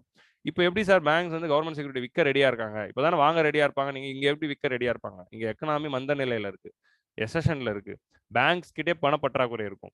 ஸோ அந்த மாதிரி டைமில் உங்ககிட்ட பணப்பற்றாக்குறை இருந்தால் உங்களோட சொத்து ஏதாவது நீங்கள் விற்கணும்னு நினைப்பீங்களா? ஸோ பை ஆப்ரேஷனில் ஆர்பிஐ வாங்கினாலும் கவர்மெண்ட் தானே பேங்க்ஸ் தானே விற்கிறாங்க. ஸோ பேங்க்ஸ் வந்து அவங்களோட சொத்தை விற்று காசு வாங்க ரெடியாக இருக்காங்க. ஸோ அதுதான் இதில் இருக்க சுச்சுவேஷன். ஏன்னா பேங்க்ஸ் கிட்டே லிக்விடிட்டி கிரைசிஸ் இருக்கும். ஸோ தட் மணி இப்போ வரதுனால banks can give loans. So mostly வந்து ஓப்பன் மார்க்கெட் ஆப்ரேஷன்ஸில் ஆர்பிஐ பை பண்ணாலும் அது வந்து விற்காமலாம் போகாது, அது வந்து கிடைக்காமலாம் போகாது, கண்டிப்பாக ஆப்ரேஷன் நடத்தப்படும். ஸோ அதெல்லாம் வந்து பேங்க்ஸ் வந்து கொடுக்காமலாம் இருக்க மாட்டாங்க. ஏதாவது ஒரு பேங்க்குக்கு எப்போவுமே பண நீடு இருக்கும், கண்டிப்பாக வந்து வாங்கிடுவாங்க இல்லை விற்றுருவாங்க. ஸோ இப்படி தான் வந்து ஆர்பிஐ என்ன பண்ணுவாங்க, பேங்க்ஸ் கிட்ட இருந்து கவர்மெண்ட் செக்யூரிட்டியை பை பண்ணுறதுனால they will give money and buy. So அப்படி தே ஆர் கிவிங் மணி அப்படின்னா banks now they will give 10,000 crore. அந்த 10,000 crore அவங்க லோன்ஸாக கொடுத்து மணி சப்ளை பூஸ்ட் பண்ணலாம். மணி சப்ளை பூஸ்ட் ஆச்சுன்னா investments will rise, demand will rise, GDP will grow, inflation will grow. So inflation 2க்கு கீழே போச்சுன்னா பை ஆப்ரேஷன், இன்ஃப்ளேஷன் 6க்கு மேலே போகும்போது sell operation. So that is how it goes. GDP ரொம்ப ஸ்லோவாச்சுன்னா பை ஆப்ரேஷன், ஜிடிபியை வந்து அளவுக்கு அதிகமாக பூமில் போயிட்டு இன்ஃப்ளேஷன் சோரிங்காக இருக்கும்போது செல் ஆப்ரேஷன். ஸோ அதே தான் இதுக்கும். ஸோ இப்போ உங்களுக்கு ஓப்பன் மார்க்கெட் ஆப்ரேஷனில் பை பண்ணுறது மூலமாகவும் செல் பண்ணுறது மூலமாகவும் எப்படி வந்து மணி சப்ளை கண்ட்ரோல் பண்ண முடியுது அப்படிங்கிறது புரிஞ்சிருக்கும். So these are all the conventional and most classic way through which RBI is controlling the money supply. Bank rate, CRR, SLR வந்து லாஸ்ட் ரிசார்ட்ஸ் தான், அடிக்கடி யூஸ் பண்ண மாட்டாங்க. பல வருஷம் கழிச்சு பேண்டமிக்ல தான் சிஆர்ஆர் வந்து 1% குறைச்சாங்க, திருப்பி ஏற்றினாங்க. எப்போவுமே ஆர்பிஐ அடிக்கடி பண்ணுறது ஓப்பன் மார்க்கெட் ஆப்ரேஷன் தான். ஸோ இதில் பை அண்ட் செல் பண்ணுறாங்க. ஸோ இந்த பை அண்ட் செல் வந்து கிளியராக புரிஞ்சுக்கோங்க. இதில் நீங்கள் என்ன புரிஞ்சுக்கணும்னா இங்கே ரீபர்ச்சேஸ்லாம் எதுவும் நடக்கிறது இல்லை. Transaction is over. Either RBI is buying, பணத்தை கொடுத்து வாங்கிட்டாங்க, இல்லை ஆர்பிஐ செல்லிங், காசை கொடுத்து செல்லிங். ஸோ ஆர்பிஐ வந்து காசை வாங்கிட்டு கவர்மெண்ட் செக்யூரிட்டி விற்கிறாங்க, அவ்வளோதான். So transaction is over here. Okay, that is the thing which you have to note down. So money supply இன்க்ரீஸும் டிக்ரீஸும் பண்ண முடியும். So open market operation is their most favourite. அதுக்கப்புறமா அவங்களோட மோஸ்ட் ஃபேவரட் என்னதுன்னா repo operation. So repo ரேட்டை increase பண்ணுறது, decrease பண்ணுறது, அதை பற்றி நம்ம பார்ப்போம். So today we saw bank rate. Bank rate is the long term lending rate at which the banks borrow from RBI. So bank rate அதிகமாச்சுன்னா lending rate அதிகமாகும், lending rate அதிகமாச்சுன்னா the loans will be discouraged. So அதனால inflation will be controlled. CRR and vice versa for boosting from recession or low inflation. CRR and SLR are the reserve which banks should maintain with RBI and with themselves. CRR na வந்து with RBI at 4%, SLR na with themselves at 18%. SLR they can maintain in 3 forms: cash, gold and government security. So இதெல்லாம் எதுக்குன்னா, so that banks are not lending all the money they are taking as deposit from people. So 4% of net demand and time liabilities and 18% of it should always be maintained as CRR and SLR. It should never be breached. But by increasing or decreasing the CRR, RBI can increase or decrease the money supply. So அதனால தான் இது வந்து quantitative tools. So மிச்சம் இருக்கிற இந்த நான் conventional quantitative டூல்ஸை நம்ம அடுத்த வீடியோவில் நாளைக்கு பார்ப்போம். ஸோ அது வரைக்கும் வந்து bye bye. So thank you all. Today we discuss all the quantitative டூல்ஸில் இருக்க கன்வென்ஷனல் மெத்தட்ஸ் எல்லாத்தையும் வந்து இன்னைக்கு நம்ம டிஸ்கஸ் பண்ணோம். So we discuss the classic conventional tools of quantitative tools, quantitative methods. So நாளைக்கு வந்து நம்ம கிளாஸில் we will discuss about the non conventional methods under the quantitative tools. So bye bye. உங்களுக்கு ஏதாவது டவுட் இருந்ததுன்னா லைவ் சேட்டில் போட்டிருந்தீங்கன்னா லைவ் சேட்டில் போடாதீங்க, comment section la podunga. I will come and answer all your doubts. Okay, all your doubts will be solved in the comment section. Okay, and follow the 12th standard Tamil Nadu book unit 6 for any notes requirements, and Shankar Ganesh book for this monetary policy chapters. Thank you.